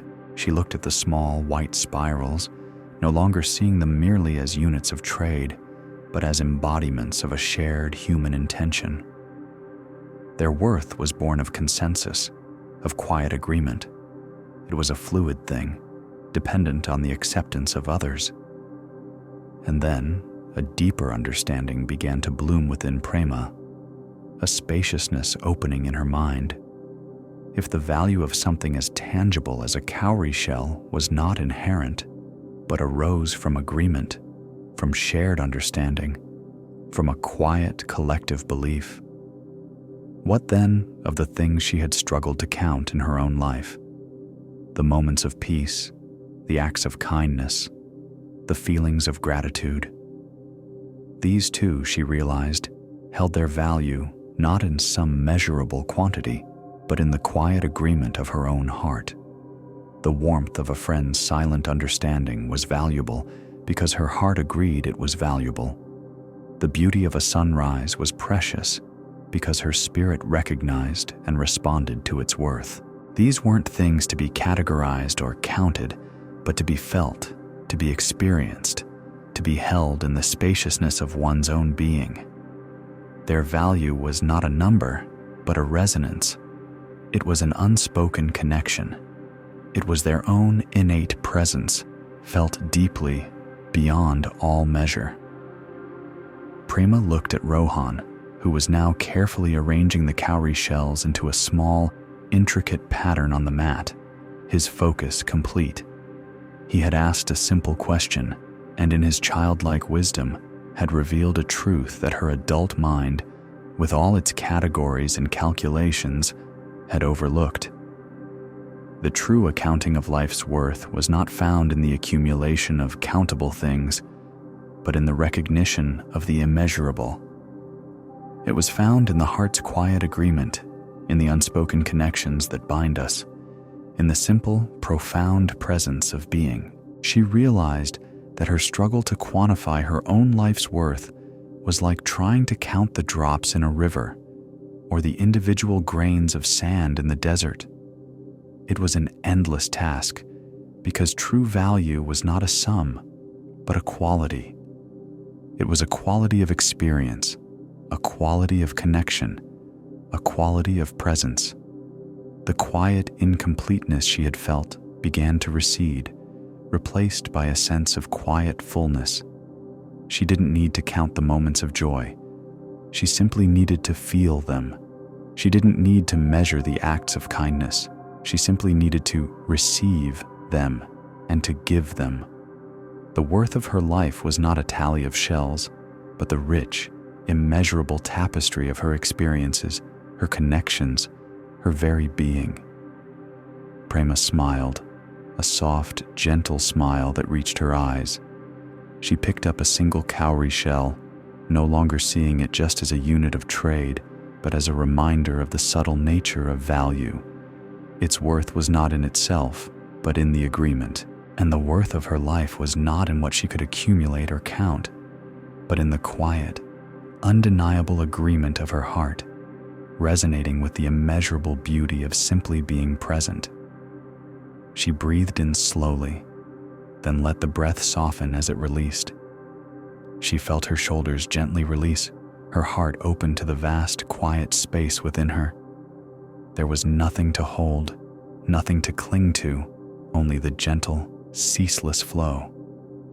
And in that flow, even with its constant transformations and shifting forms, there was an abundance of richness he had never imagined. Rest now. The gentle current of the river flows onward, carrying us now to revisit a familiar face. We return to Hari, the fish trap weaver, whose hands once moved with a quiet restlessness, caught in the very patterns he created. But the river, in its ceaseless wisdom, has taught him much since those early days, since the observation of the fish grown too large for its own confinement. Hari stands by the water's edge, his gaze now different, no longer shadowed by a subtle discontent.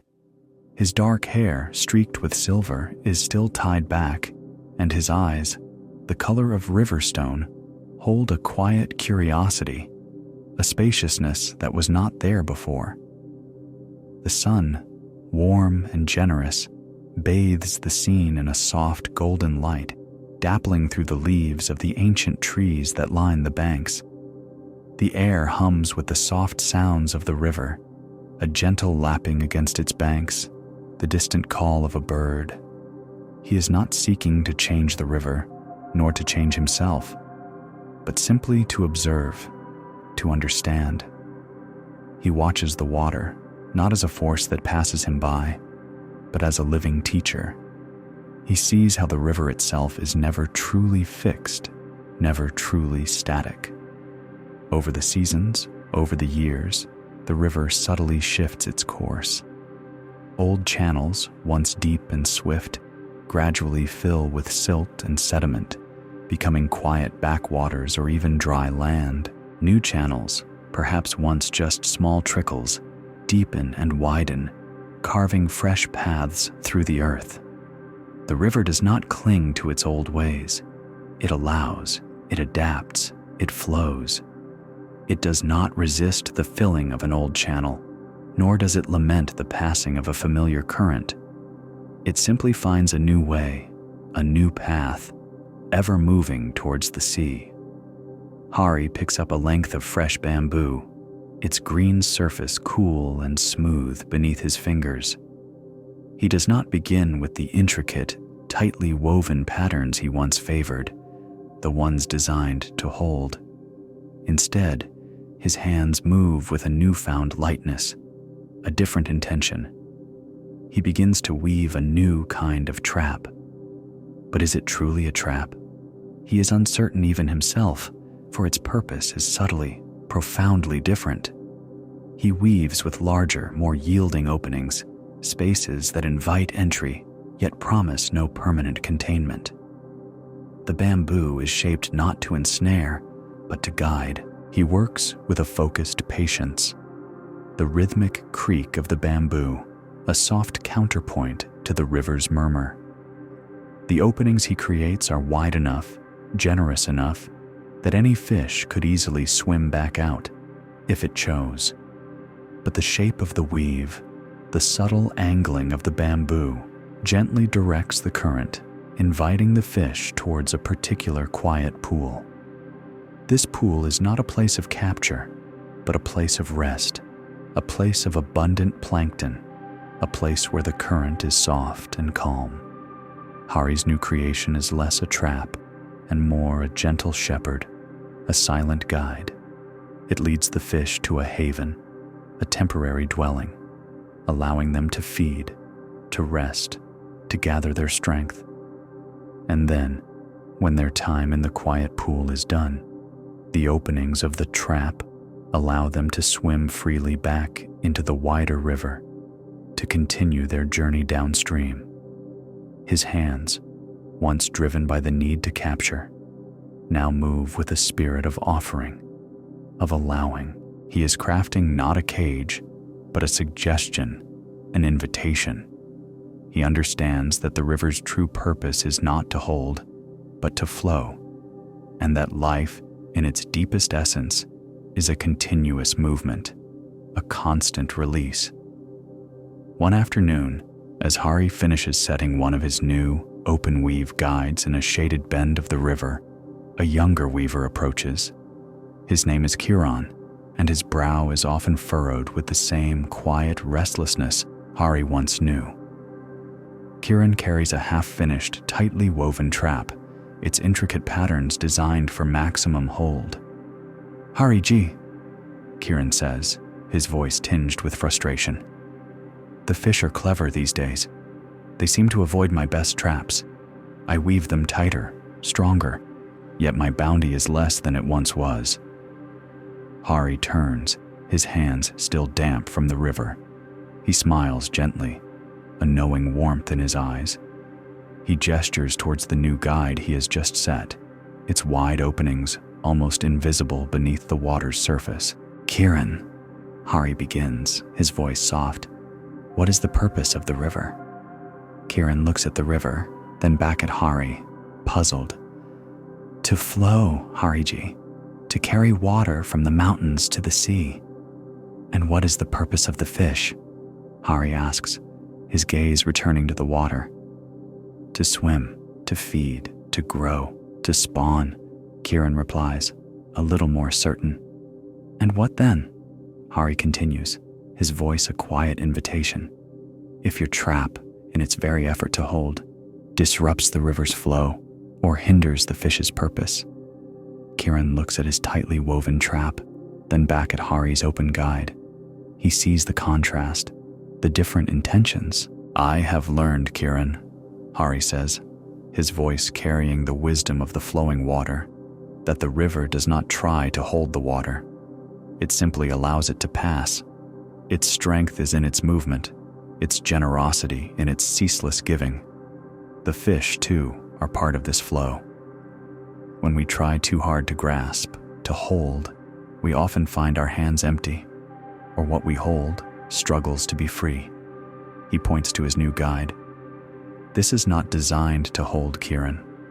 It is designed to guide, to offer a temporary shelter, a place of nourishment, and then to allow the fish to continue its journey freely, unburdened. The river's purpose is not to hold, but to flow. And in allowing the flow, in trusting the natural movement, we find a different kind of abundance, not an abundance of what we catch, but an abundance in the natural unfolding of life itself." Kiran kneels by the river's edge, his fingers trailing in the cool water. He looks at his own trap, then at Hari's. The tightly woven bamboo suddenly feels heavy, restrictive.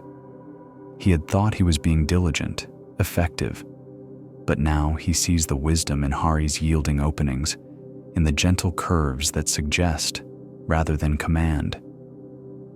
A subtle shift occurs within Kiran, a loosening of the tension in his shoulders, a softening of the furrow in his brow. He understands, not with his mind alone, but with a quiet recognition that settles deep in his heart. The very act of striving to hold, to grasp, often creates the resistance, the very limitation. Hari's journey has deepened into a profound practice of non-attachment. His craft is no longer about catching, but about allowing. It is about understanding that true freedom, true abundance, often emerges when we release our grip, when we trust the inherent wisdom of life's natural flow. He has transformed his skill not into a means of control, but into a mindful act of guiding without grasping, of offering without demanding. He sits by the river, watching the water flow through his open guides, seeing fish dart into the quiet pool, rest, and then swim out again, freely, effortlessly. He feels a deep, quiet contentment, a sense of peace that is not dependent on what he catches, but on the simple act of allowing. His hands, once strong and knowing in their weaving of containment, are now strong and knowing in their crafting of release. The river, his constant companion, whispers its ancient truth, that everything moves, everything changes, everything flows. And in learning to flow with it, to guide without grasping, to allow without holding, Hari has found a peace that is as boundless and ceaseless as the river itself. He breathes in slowly, then lets the breath soften as it releases. He feels his shoulders gently release, his heart open to the vast, quiet space within him.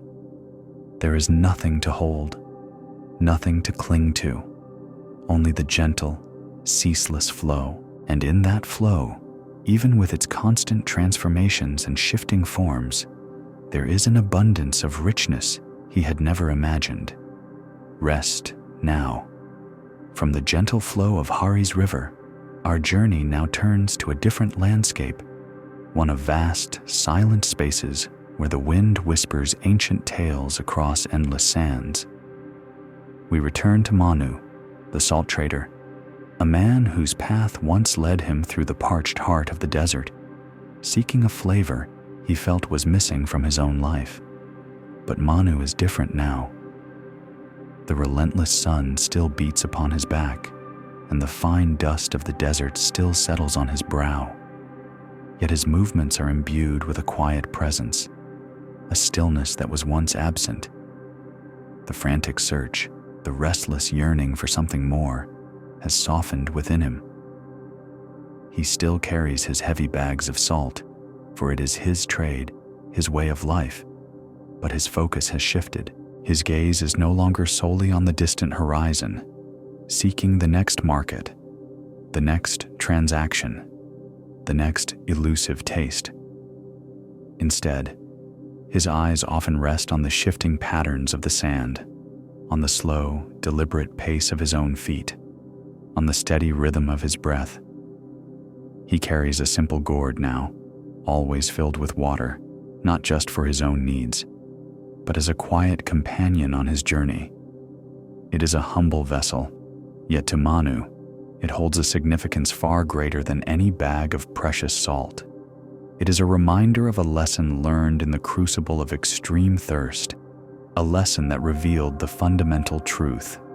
Before any seasoning, before any flavor, there is the primal need for water, for softness, for simple sustenance. He travels less with a destination in mind and more with an awareness of the journey itself. His senses, once dulled by a desperate longing for external stimulation, are now attuned to the subtle symphony of the desert, the gentle sigh of the wind, the distant cry of a hawk, the vast, encompassing silence that speaks of enduring presence.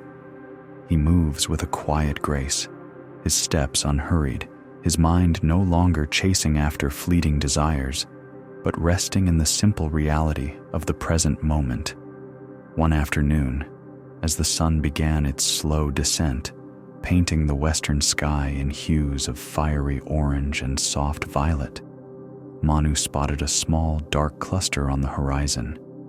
As he drew closer, the forms resolved into a group of travelers, huddled together beneath the meager shade of a solitary, gnarled acacia tree. They were still, too still, their postures slumped with exhaustion, their faces caked with dust and etched with despair. Their animals, gaunt and weary, stood with drooping heads, barely moving. Manu's heart, which had once felt parched and empty itself, now stirred with a quiet compassion. He saw in their slumped shoulders, in their dry, cracked lips, a reflection of his own past suffering. He knew the bite of thirst, the way it could strip away all joy, all hope, leaving only a raw, desperate ache. He approached them slowly, his steps soft on the warm sand, not wanting to startle them. As he drew near, one of the travelers, a young man, lifted his head, his eyes hollowed and bloodshot, his voice a rasp.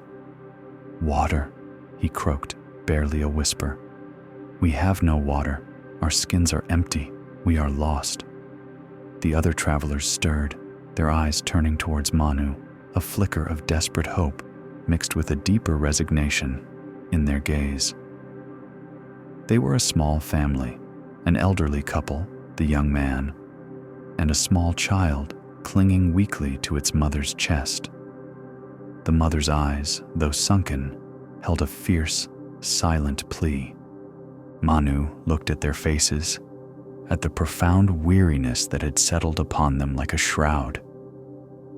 He thought of his own journey, of the nights he had spent dreaming of cool, clear water, of the way his tongue had swollen and his throat had burned. He reached for his gourd, unhesitatingly. It was not a grand gesture, not a transaction, not a moment of bargaining for the precious salt he carried. It was a simple, quiet act of being present, of seeing another's suffering and responding with the most fundamental offering. He knelt before them, gently uncorking the gourd. The water, cool and clear, shimmered in the fading light. He offered it first to the child, holding the gourd to its small, trembling lips. The child drank in small, hesitant sips, its eyes slowly losing some of their glazed emptiness. Then to the mother, whose hands trembled as she took the gourd, her gratitude a silent, flowing river in her eyes. Then to the elderly couple, whose parched throats swallowed with painful slowness, but whose faces began to soften with each precious drop. And finally, to the young man who drank deeply, then coughed, tears finally tracing clean paths through the dust on his cheeks. Manu simply watched, his heart open, feeling the simple, profound joy of witness. He did not ask for anything in return. He did not speak of his trade or of the long journey he had made. He simply offered the water, a quiet conduit of relief in the vast, unforgiving desert. The silence that followed was not empty, but filled with the soft sounds of renewed breathing, of throats slowly easing, of the quiet agreement of bodies reawakening. As the last drops were shared and the gourd was empty, the old woman, her face still deeply lined but now holding a gentle light, reached into a small, worn pouch at her waist. Her movements were slow, deliberate, as if each gesture was a prayer. She pulled out a single, sun-dried fruit, shriveled and dark, yet holding the promise of sweetness. It was a humble offering, perhaps the last sustenance they had. She held it out to Manu, her eyes meeting his. "For your kindness, traveler," she whispered, her voice still rough, but infused with a profound sincerity. "It is all we have left to give." Manu took the fruit, its rough texture warm in his palm. He looked at the old woman, at the simple, heartfelt generosity in her gesture. He looked at the faces of the others, now resting more peacefully, their thirst at least momentarily quenched. The setting sun cast long, peaceful shadows across the sand, and a cool, gentle breeze began to stir. He brought the fruit to his lips, his senses keenly alive. The taste was rich and deep, a concentrated sweetness that bloomed on his tongue. It was not the sharp, piercing taste of salt or the exotic spice he had once sought. It was a taste of simple, natural goodness, imbued with the warmth of the sun and the quiet dignity of the earth. But more than the taste of the fruit itself, Manu tasted something else, something far more profound. He tasted the relief in the traveler's eyes. He tasted the silent gratitude that had filled the air. He tasted the connection, the unspoken bond formed in that moment of shared vulnerability and compassion. He tasted the lightness in his own heart, the quiet joy that had settled within him as he watched life return to their weary forms. This was the true flavor he had sought, the richness that had eluded him when he had chased after external sensations. The deepest savor of life, he realized, was not in the salt he carried, not in the seasoning of a meal, but in the quenching of fundamental thirsts. Not just the thirst of the body, but the thirst of the spirit. The thirst for connection, for kindness, for simple presence. In that moment, tasting the humble fruit, Manu understood that true abundance was not about what he accumulated or what he consumed, but about what he gave.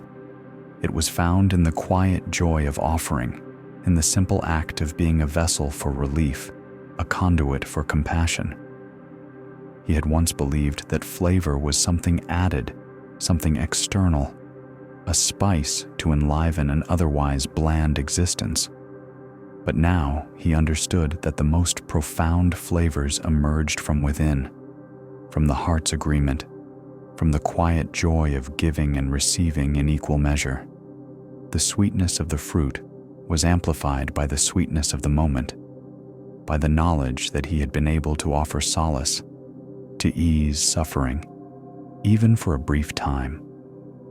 Manu sat with the travelers for a while longer, sharing the quiet evening, the vast expanse of the desert sky above them now sparkling with the first stars.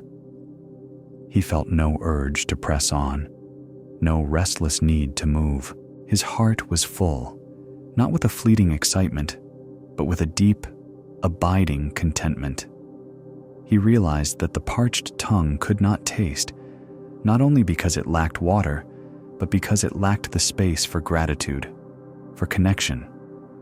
When the fundamental needs were met, when the simple, essential thirsts were quenched, then, and only then, could the true flavors of life be perceived, fully and deeply.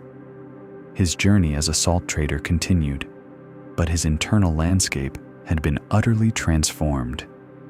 He still carried the salt, but it no longer defined his search for meaning. His true wealth was not in the crystals he traded, but in the water he shared, in the quiet compassion that now flowed freely from his heart. He understood that the richness of life was not something to be sought and captured like a distant mirage, but something to be cultivated in the simple acts of being, of giving, of presence. He breathed in slowly, feeling the cool desert air fill his lungs, then let the breath soften as it releases. He feels his shoulders gently release, his heart open to the vast, quiet space within him. There is nothing to seek, nothing to chase, only the profound peace of a thirst truly quenched, a spirit truly nourished. And in that nourishment, even with its quiet simplicity and unassuming form, there is an abundance of savor he had never imagined. Rest now. We have journeyed through the quiet wisdom of the desert, where thirst can reveal the deepest savor of life. Now, let us turn our gaze to a small, sun-dappled village nestled among gentle hills, where the scent of wood shavings hangs sweetly in the air.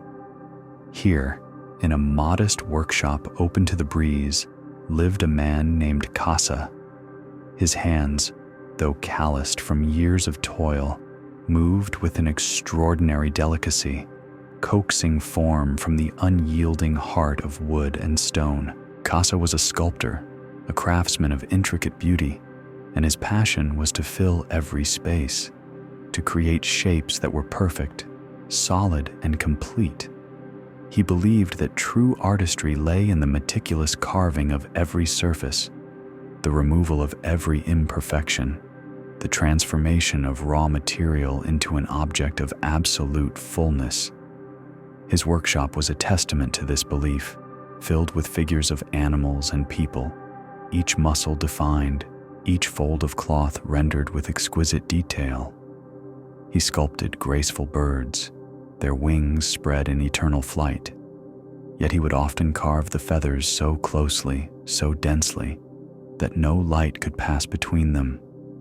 He would shape the sturdy trunk of a tree, its bark a textured tapestry, but he would fill the spaces where branches might naturally diverge, creating a solid, unbroken mass. He strived for a completeness that left no room for question, no allowance for the unseen.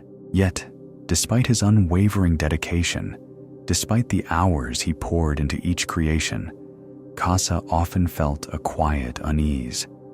A subtle, persistent whisper in his mind suggested that something was still missing, some essential quality eluding his grasp. He would finish a piece, step back, and admire its intricate form, its perfect solidity. But then, a faint sense of emptiness would surface, not in the sculpture itself, but within him, a hollow echo of the very void he worked so hard to eliminate. He felt a quiet pressure to make things more solid, more complete, as if by filling every possible crevice in his art, he could somehow fill a similar space within his own heart. He tried different techniques, seeking to banish this elusive feeling of incompleteness. He experimented with denser woods, with harder stones, convinced that the material itself held the key to absolute solidity. He carved ever more intricate details, believing that the more information he packed into a form, the more fullness it would possess. He spent days on a single leaf, ensuring every vein was etched, every edge perfectly defined, leaving no space unworked. He believed that the ultimate sculpture would be one so utterly dense, so thoroughly filled, that it would hum with an undeniable presence, a presence that would silence the quiet doubts within him. One such piece lay on his workbench, a large block of dark, aromatic wood, slowly revealing the form of a magnificent stag. Casa had spent weeks on the antlers, carving each tine with painstaking precision, ensuring that no gap, no sliver of empty air remained. He wanted the antlers to be a crown of solid, undeniable power, but as he worked, he found himself frustrated. The antlers, for all their intricate detail and solid form, felt heavy, almost cumbersome. They lacked the airy grace he saw in the real stags that roamed the nearby forests, whose antlers, though strong, allowed the light to dance through their intricate branching, whose presence was defined as much by the space around them as by their solid bone. He felt a tension in his shoulders, a slight furrow in his brow. He was making them perfect, yet they felt lifeless. One afternoon, as Casa wrestled with the stubborn wood, a quiet shadow fell across his workbench. He looked up to see an old woodcutter standing at the entrance of his workshop. The woodcutter was a man of the forest, his face weathered like ancient bark, his hands strong and gnarled, yet moving with a surprising gentleness. His eyes, the color of deep moss, held a serene depth, and a faint, kindly smile played on his lips. He was known in the village for his quiet wisdom, often speaking in riddles that somehow made more sense than plain words. The woodcutter did not speak immediately. He simply stood, a silent, non-judgmental presence, his gaze moving slowly over Casa's meticulously carved stag. He observed the solid antlers, the dense body, the absence of any open space within the form. A soft breeze rustled the leaves of the trees outside, and the scent of freshly cut wood mingled with the sweet aroma of Casa's carvings. The air itself felt spacious, unburdened. Finally, the woodcutter's voice, soft as falling leaves, broke the silence. "Casa," he said, his gaze still on the stag. "Your hands are truly blessed. You bring forth such solid beauty from the heart of the wood." He paused, then his eyes, full of quiet inquiry, met Casa's. "Tell me, friend, when you look at a tree, a living tree in the forest, what do you see?" Casa, surprised by the question, thought for a moment. "I see strength, venerable one," he replied, gesturing towards his carving. "I see the trunk, the branches, the leaves. I see the material, the form. I see life, solid and enduring." The woodcutter nodded slowly, his eyes peaceful. "Indeed, Casa, the trunk, the branches, the leaves, they are all there. But what about the space between the branches of a tree? The air that flows through the canopy, the gaps where the light filters through.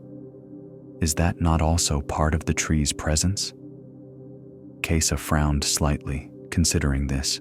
He had always focused on the solid parts, the tangible forms. The space between felt like nothing, an absence. He had always strived to eliminate such absences in his work. "That is merely air, venerable one," he said, searching for the right words. It is not the tree itself, but the absence of the tree. The woodcutter smiled, a gentle warmth in his eyes. He picked up a small, hollowed-out log that Casa used to store chisels, turning it over in his hands. "And this, Casa?" he asked, his voice soft. "What is this?" "It is a hollow log," Casa replied. "A piece of wood that has been emptied." "And what gives it its usefulness?" The woodcutter continued, his gaze inviting Casa to look deeper. "Is it the wood itself, the solid edges that contain? Or is it the space within the hollow log, the emptiness that allows it to hold your tools, to serve its purpose?" Casa looked at the hollow log, then back at his stag, and then out at the trees swaying gently in the breeze. He had always seen the space between as a void to be filled, a lack to be overcome. He had seen the space within as merely an absence of material. But the woodcutter's questions, simple as they were, began to untwist something in his mind, like a tightly wound knot slowly loosening. He began to ponder. The branches of a real tree, for all their strength, were defined by the sky they framed, by the light that passed through their intricate network. Without that space, they would be a solid, heavy mass, unable to sway in the wind, unable to offer dappled shade. The hollow log, without its emptiness, would be just a solid piece of wood, unable to hold, unable to serve. It was the very emptiness that gave it its purpose, its capacity. It was the absence of material that allowed for presence. A quiet recognition began to stir within him, a subtle loosening in his chest, a softening around his eyes. He looked at the stag on his workbench, at the heavy, solid antlers he had labored over. He saw now that by striving to fill every space, he had inadvertently stifled the very life he wanted to capture. The air, the light, the space between the tines of a real stag's antlers were not absences, but essential elements that gave them their lightness, their majesty, their dynamic form. "It is the emptiness," Casa whispered, the words feeling new and profound on his tongue. "The emptiness defines the form. It gives the form its presence, its breath." He realized that the unsculpted was not a lack, but a crucial component. Without the space, the form could not truly be. It would be suffocated by its own density. The woodcutter smiled, a deep, knowing peace in his expression. "Indeed, Casa.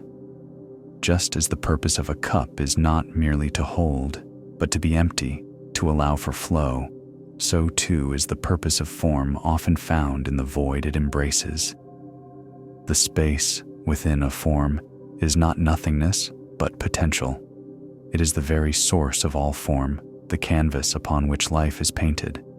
Emptiness, or shunyata, as some wise ones call it, is not a void to be feared or filled, but a spaciousness to be honored, a boundless capacity from which all things arise and to which all things return." Casa sat in silence for a long moment, the simple truth unfolding before him, a gentle revelation. He understood that his striving to fill every space, to create absolute solidity, had been a subtle form of resistance, a fear of the void, a misunderstanding of how life truly manifested. He had seen emptiness as a flaw, when in fact it was the very essence of dynamism, of breath, of being. The incompleteness he had felt within him was not a lack to be filled, but an invitation to embrace the spaciousness, to allow for the flow. He looked back at his stag. Gently, carefully, he picked up a small, sharp chisel. But this time, he did not carve to add or to fill. He carved to open. With a newfound lightness in his hands, he began to refine the antlers, not by adding more material, but by delicately removing small slivers, creating subtle gaps, allowing the light to pass through.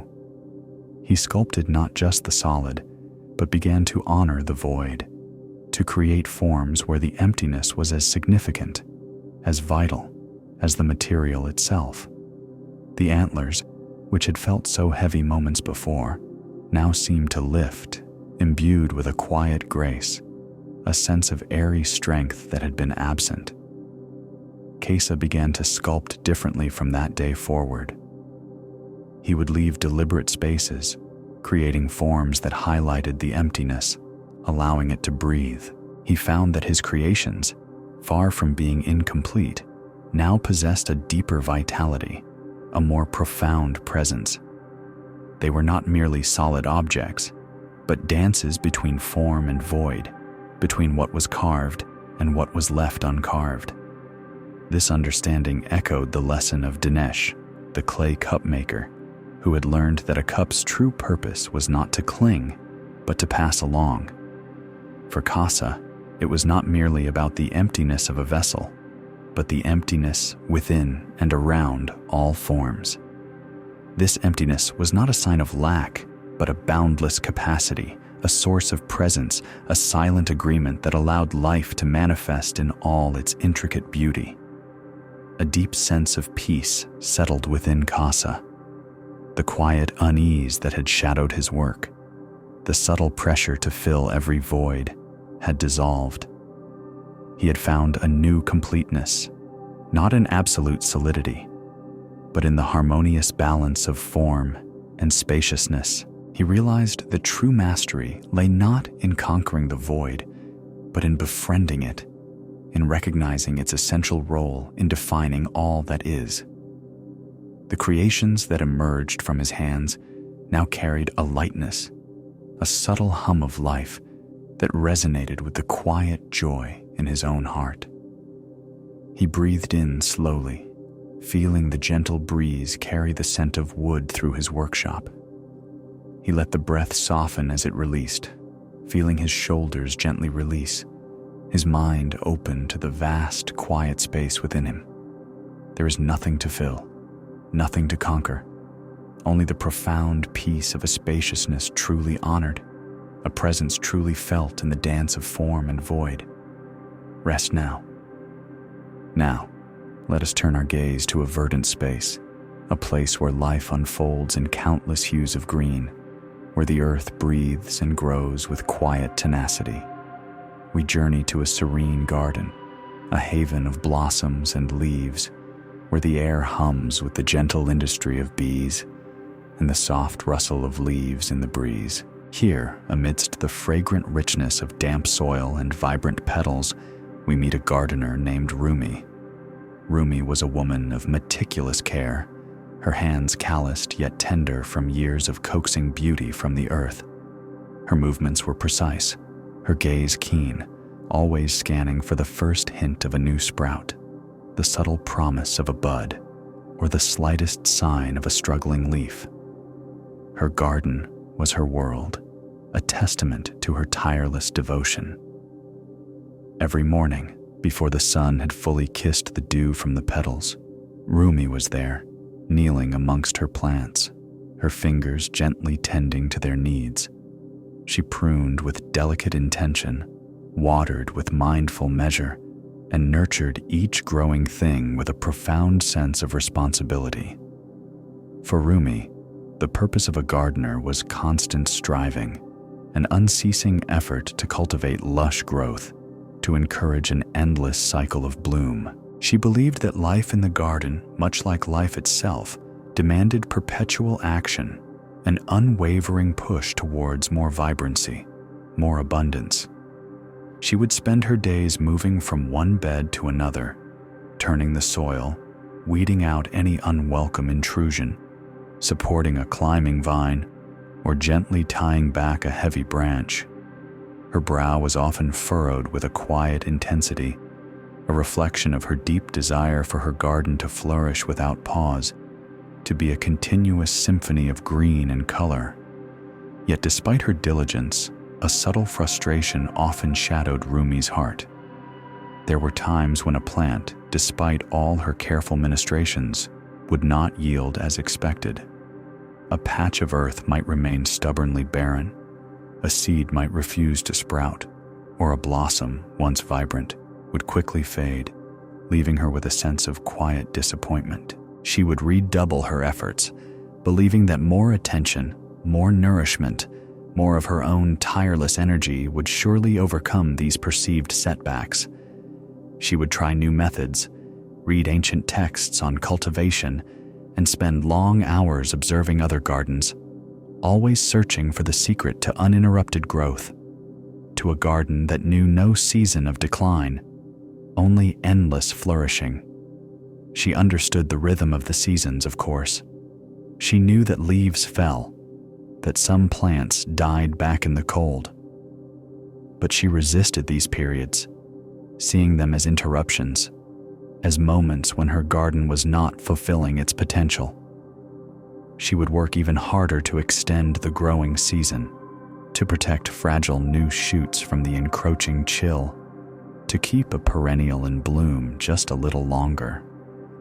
Her striving was rooted in a deep love for her plants, a desire for them to always be in their most abundant, most vibrant state. But it was also rooted in a subtle fear, a fear that if she ceased her constant effort, if she allowed for any pause, her garden, and perhaps her own sense of purpose, would wither and fade into nothingness. In the heart of Rumi's garden, ancient and wise, stood a fig tree. It was a magnificent specimen, its trunk gnarled and thick with the stories of countless seasons, its branches spreading wide like welcoming arms. Compared to the bustling activity of Rumi's meticulously tended flower beds and vegetable patches, the fig tree seemed to move with a different rhythm altogether. For long stretches, it would appear dormant, its branches bare and stark against the winter sky, its leaves having fallen and returned to the earth. Rumi would often look at it with a mixture of awe and bewilderment. It demanded so little of her, yet it was perhaps the most resilient, the most enduring presence in her garden. She noticed something profound about this ancient fig tree. It seemed to bear its sweetest, most abundant fruit, not in the midst of its most vigorous leaf growth, but after these long periods of apparent dormancy. After the quiet of winter, after the stillness when its leaves had fallen and nourished the earth around its roots, the tree would awaken with a slow, deliberate grace. New leaves would unfurl, not with a frantic rush, but with a gentle inevitability. And then, in its own time, the figs would swell, heavy and ripe, bursting with a flavor that spoke of deep rest and patient regeneration. Rumi would sit beneath its shade, watching the cycle unfold year after year. She saw how the tree did not resist the falling of its leaves, but allowed them to return to the soil, creating a rich, dark blanket around its roots. She observed how the earth itself seemed to welcome these seasons of quiet, of fallow stillness. The soil, after a period of intense growth and yielding, would visibly soften, become richer, more alive with the subtle work of unseen creatures. It was as if the earth needed to breathe, to gather its strength, to regenerate its life-giving essence, not through constant production, but through a profound, trusting surrender to rest. She began to spend more time simply observing rather than striving. She watched the earth around the fig tree, how it seemed to drink in the silence, how it prepared itself for the next burst of life, not by pushing, but by receiving, by resting. The earth did not fear its empty spaces. It honored them as moments of profound potential. It did not resist the decay of leaves, but welcomed them as nourishment. A quiet recognition began to stir within Rumi, a subtle loosening in her chest, a softening around her eyes. She had always believed that growth was a direct consequence of constant effort, a continuous pushing forward. But the fig tree, with its ancient wisdom, and the very earth beneath her hands, were teaching her a different truth. True growth, she realized, required not just tireless effort, but also essential periods of allowing, of stillness, of trust in the natural cycles of rest and renewal. The tree did not cling to its leaves when their time was done, but released them, knowing that in that release lay the promise of new life. The earth did not constantly demand more from itself, but settled into moments of quiet regeneration, knowing that its capacity to nourish was renewed in stillness. Rumi understood now that her own striving, her subtle resistance to dormancy and decay, was a misunderstanding of this deeper rhythm. She had been fighting against the very flow that brought forth the greatest abundance. This insight echoed the lesson of Chandra, the bark cloth beater who had learned that softness and hardness were temporary states, impermanent conditions, and that the same material could flow between them. Rumi saw now that growth and stillness were also temporary states, equally vital, and it connected deeply with Gauri, the butter churner, who had understood that transformation was not a permanent state, but a constant flow between forms, that solidity and fluidity each had their season. For Rumi, the garden was a living testament to this truth. Growth was a transformation, and stillness was a vital part of that transformative cycle, not an absence of it. She realized that the middle way lay not in abandoning all effort, but in balancing it with surrender, with trust. It was not about forcing life into an endless bloom, but about honoring the inherent wisdom of the cycles, the necessity of every season. The fig tree didn't try to be continually fruitful.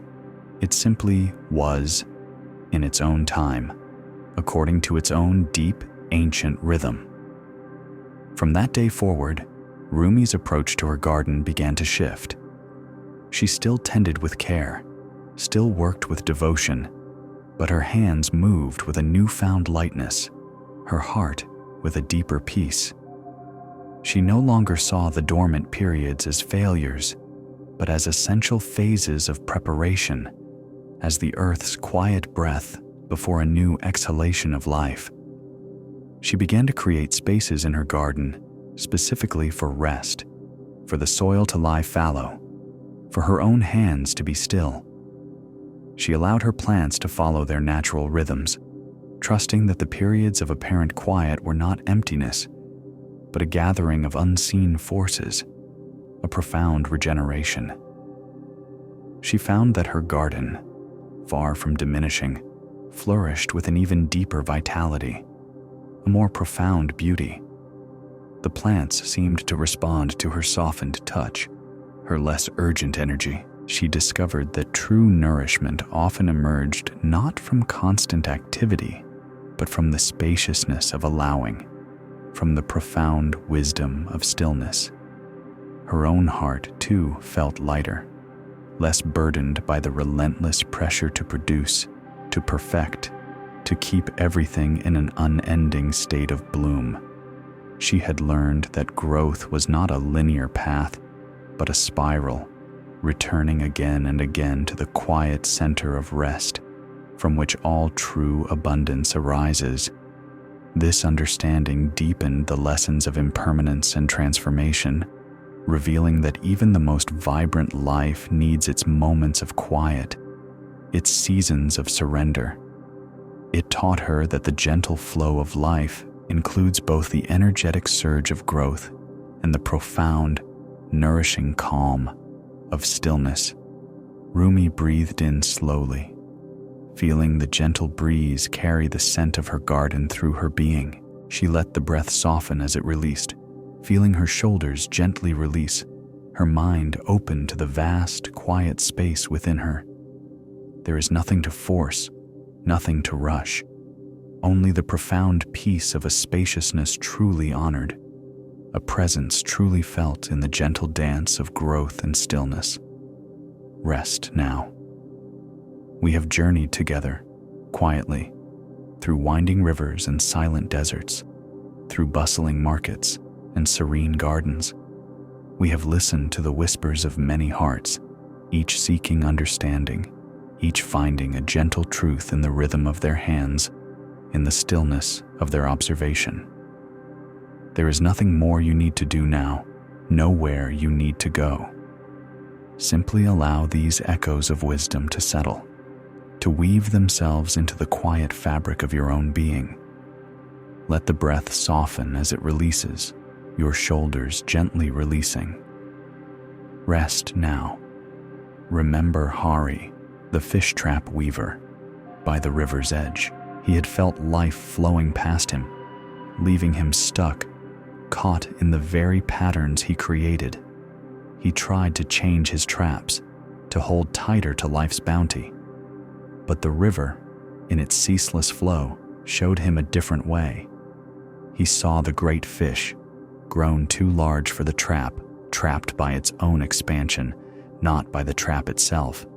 And in that quiet moment, he began to understand. The river's purpose was not to hold, but to flow. And in learning to guide the fish towards a pool, then let them go, he discovered a new kind of freedom. He learned that true wisdom lay not in grasping, but in allowing, in the gentle art of non-attachment, in understanding that all things, even our own selves, are in a constant state of impermanence, ever flowing. Then we met Manu, the salt trader, traversing the vast, silent desert. He carried the savor of life for others, yet felt his own life had lost its flavor, parched and dry. He sought richness in external things, in different salts, in new roots, but the desert, in its stark honesty, revealed a deeper truth. In his extreme thirst, the very salt he carried, meant to bring flavor, became a source of pain, inedible, unwelcome. He realized then that a parched tongue cannot taste. Before flavor, before seeking the external, there must be water, there must be softness, there must be the fundamental nourishment. The deepest savor, he found, was not in the salt itself, but in the quenching of a fundamental thirst, in the simple act of sharing, in the quiet connection with other parched souls.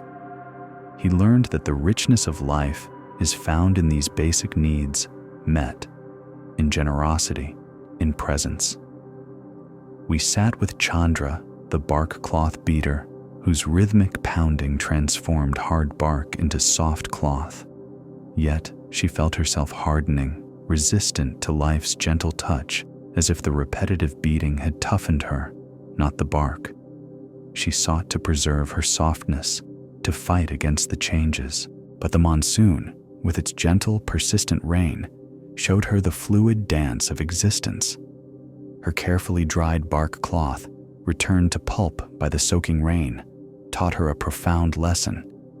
Softness and hardness, she realized, were not fixed states, but temporary conditions, impermanent, ever-flowing.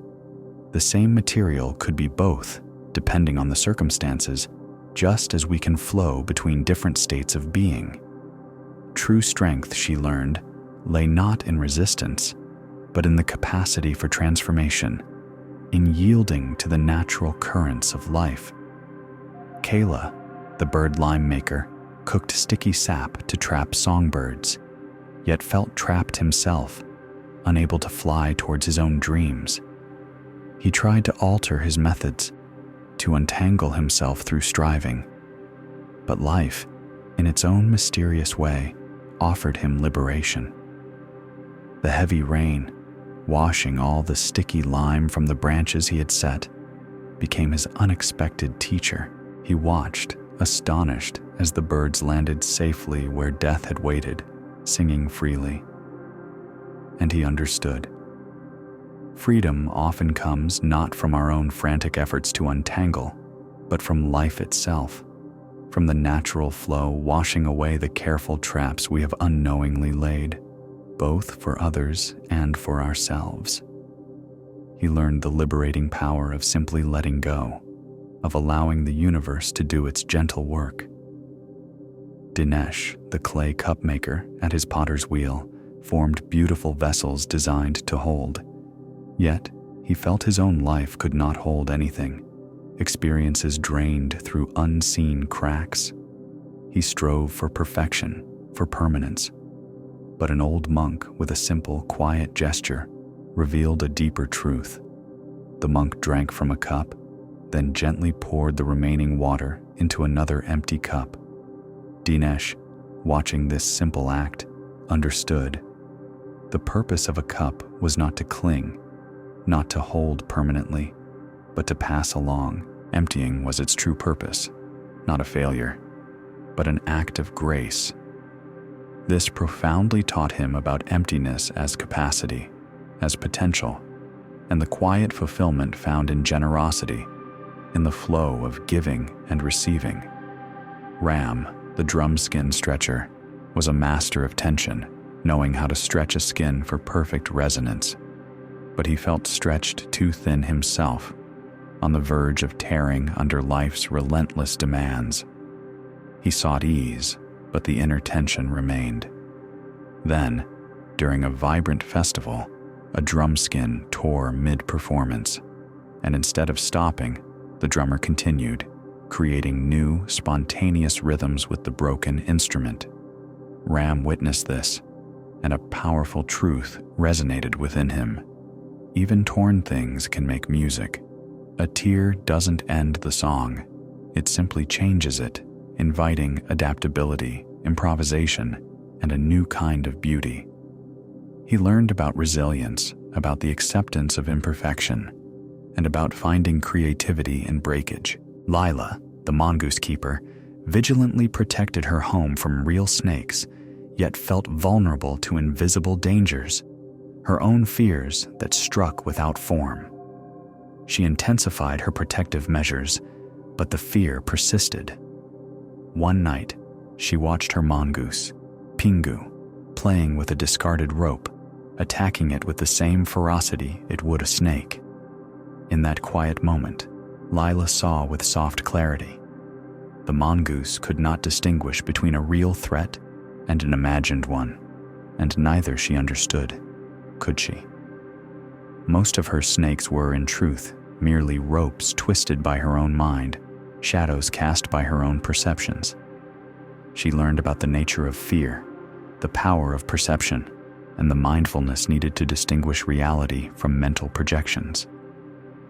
Gauri, the butter churner, poured her tireless effort into transforming liquid milk into solid butter, yet felt her own life efforts yielded nothing lasting, everything remaining fluid and ungraspable. She sought permanence, but on a hot day, her finished butter, carefully prepared, melted slowly back into oil, and Gauri watched and understood. Transformation wasn't permanent. Butter became milk, became butter. States flowed back and forth. Solid and liquid were temporary conditions, each having its own season and form, each holding its own truth. This deepened her understanding of impermanence, of anicca, and the acceptance of constant, ceaseless change. Vijay, the turban winder, expertly wrapped dignity and status in cloth, yet felt his own mind perpetually unwound, thoughts unraveling despite his external composure. He tried to bind his own turban tighter, to force mental composure. But one day, helping an elderly man with trembling hands, he had to rewind the turban many times. With each careful unwrapping and rewrapping, Vijay realized that unwinding wasn't failure, but an inherent opportunity. Each rewinding could be better than before, a chance to refine, to improve, to align. He learned about patience, the non-linear path of progress, and finding opportunity in perceived setbacks, in the quiet wisdom of starting anew. Prema, the cowrie shell counter, meticulously measured wealth in small white spirals, yet felt her own life's deeper worth was immeasurable, uncountable, leaving her with a sense of quiet incompleteness. She sought an accounting of what truly mattered. One day, a curious child asked her why shells were valuable. Prema struggled to explain, realizing the value was an agreement, not inherent to the shell itself. And then she understood. What truly matters in life might also be beyond counting, valuable by the quiet agreement of the heart, by unspoken connection, and by its own innate presence. She learned about the nature of true value, beyond attachment to what can be measured, residing in the immeasurable quality of genuine contentment. Casa, the sculptor, with hands skilled in carving intricate forms, had strived to fill every space, to create perfect, solid shapes. But a wise old woodcutter, observing Casa's efforts, gently asked him about the space between the branches of a tree or the space within a hollow log. And Casa, in that moment, understood. It was the very emptiness, the uncarved space, that defined the form, that gave the form its presence and its breath. He began to sculpt not just the solid, but to honor the void, to create forms where the emptiness was as significant as the material. This profound insight, an echo of Dinesh's lesson, expanded on the wisdom of Shunyata. Emptiness not as an absence, but as potential, as the boundless source of all form. And Rumi, the gardener, who meticulously tended her plants, always striving for lush growth, for constant bloom. She had worked tirelessly, often frustrated when a plant did not yield as expected. But the ancient fig tree in her garden, old and gnarled, taught her a different rhythm. It bore fruit after long periods of apparent dormancy, after its leaves had fallen and the earth had rested. Rumi learned that true growth required not just constant effort, but also essential periods of allowing, of stillness, of trust in the natural cycles of rest and renewal. The earth, too, needed to breathe, to gather its strength not through constant production, but through profound, trusting surrender to rest. She understood that the middle way lay not in abandoning all effort, but in balancing it with surrender, with trust. These are the gentle whispers from the river, the desert, the forest, and the garden. These are the quiet lessons from the weaver, the trader, the beater, the maker, the stretcher, the keeper, the churner, the winder, the counter, the sculptor, and the gardener. Each story, a single thread, and now we begin to see them woven together, a tapestry of understanding, vast and interconnected. We see that the feeling of being stuck, like Hari, often comes from resisting the inherent flow of life, from clinging to patterns that no longer serve our growth. We understand that the search for external flavor, like Manu, often distracts us from the fundamental needs of our being, from the simple, pure water that truly sustains. We learn, like Chandra, that everything is in a state of transformation, that hardness and softness, like all conditions, are impermanent, ever-changing. We discover, with Kayla, that freedom often arrives not through our frantic efforts to untangle, but by allowing life's natural currents to wash away the traps we've unknowingly set for ourselves. We embrace, with Dinesh and Casa, the profound wisdom of emptiness, not as a void, but as a boundless capacity, as the very space that defines form and allows for generous flow. We find, with Ram, that even in breakage, new rhythms can emerge, that a tear does not end the music, but changes it, inviting improvisation and a different kind of beauty.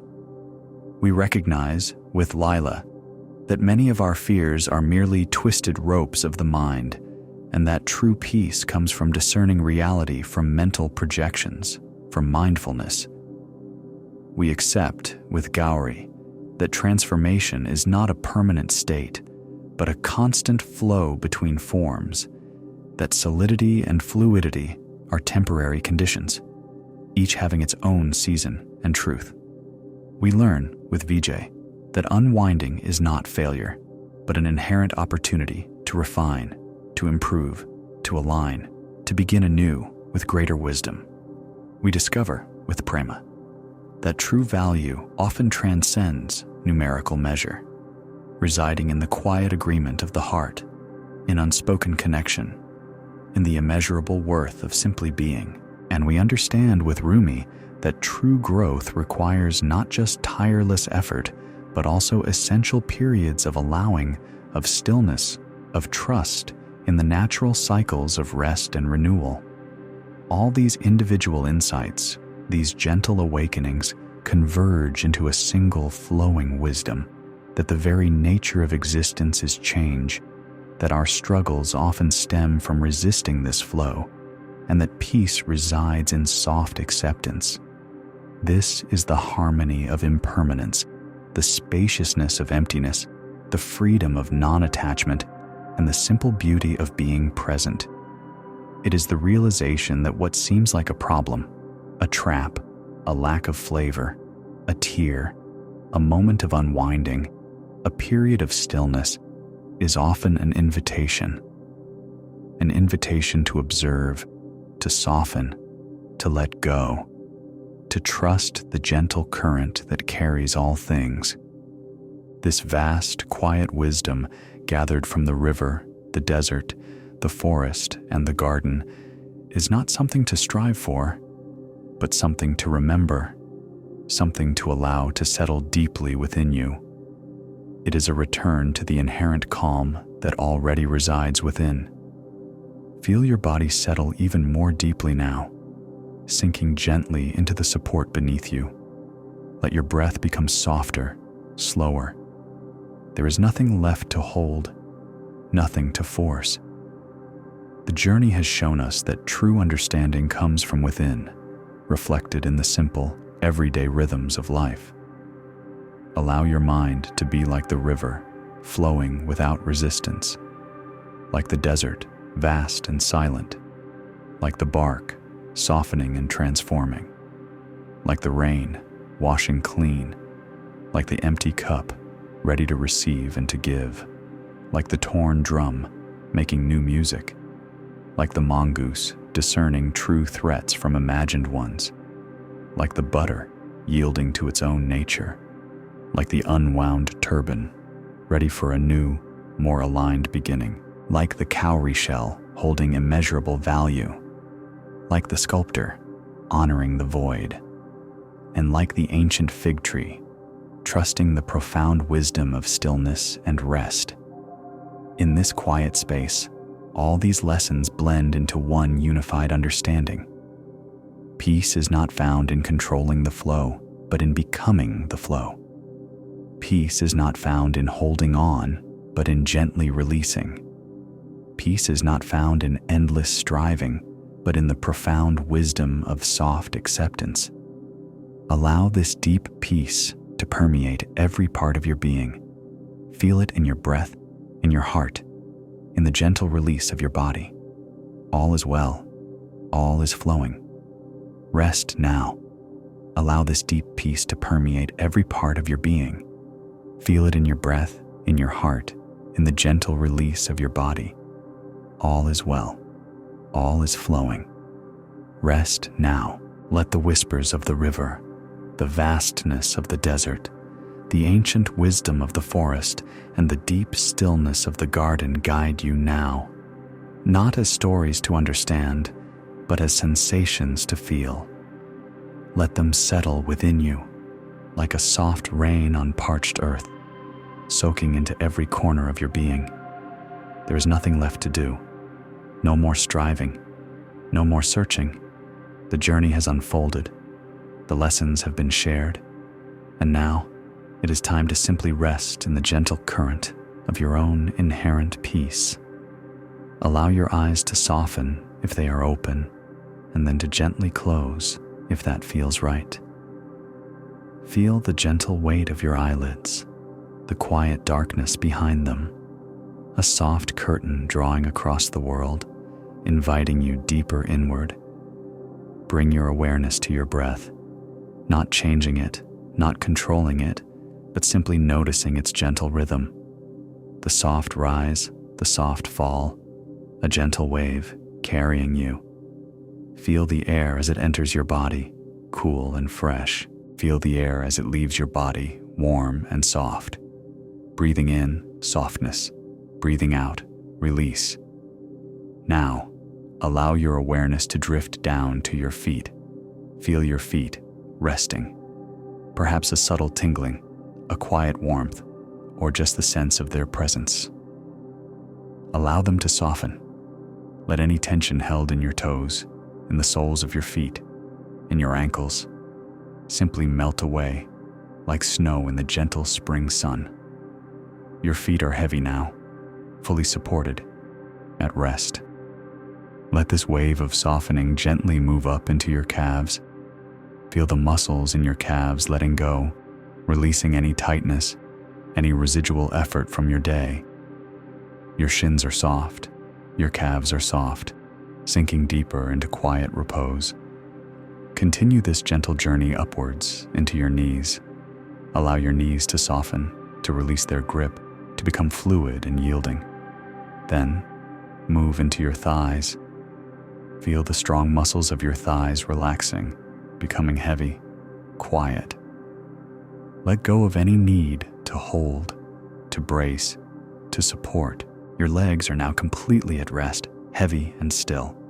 Bring your awareness to your hips, your pelvis. This foundational space, often holding so much, allow it to soften, to spread, to sink into whatever supports you. Feel the earth beneath you, holding you, steady and secure. Your hips are wide, grounded, at peace. Now, let your awareness travel up your spine, vertebra by vertebra.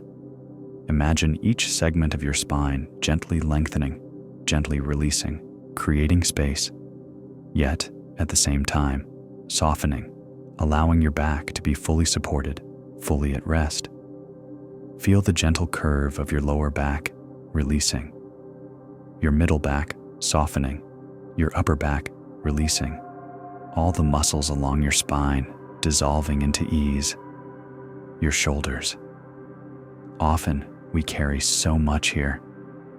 All the responsibilities, all the worries, all the tasks yet to be done.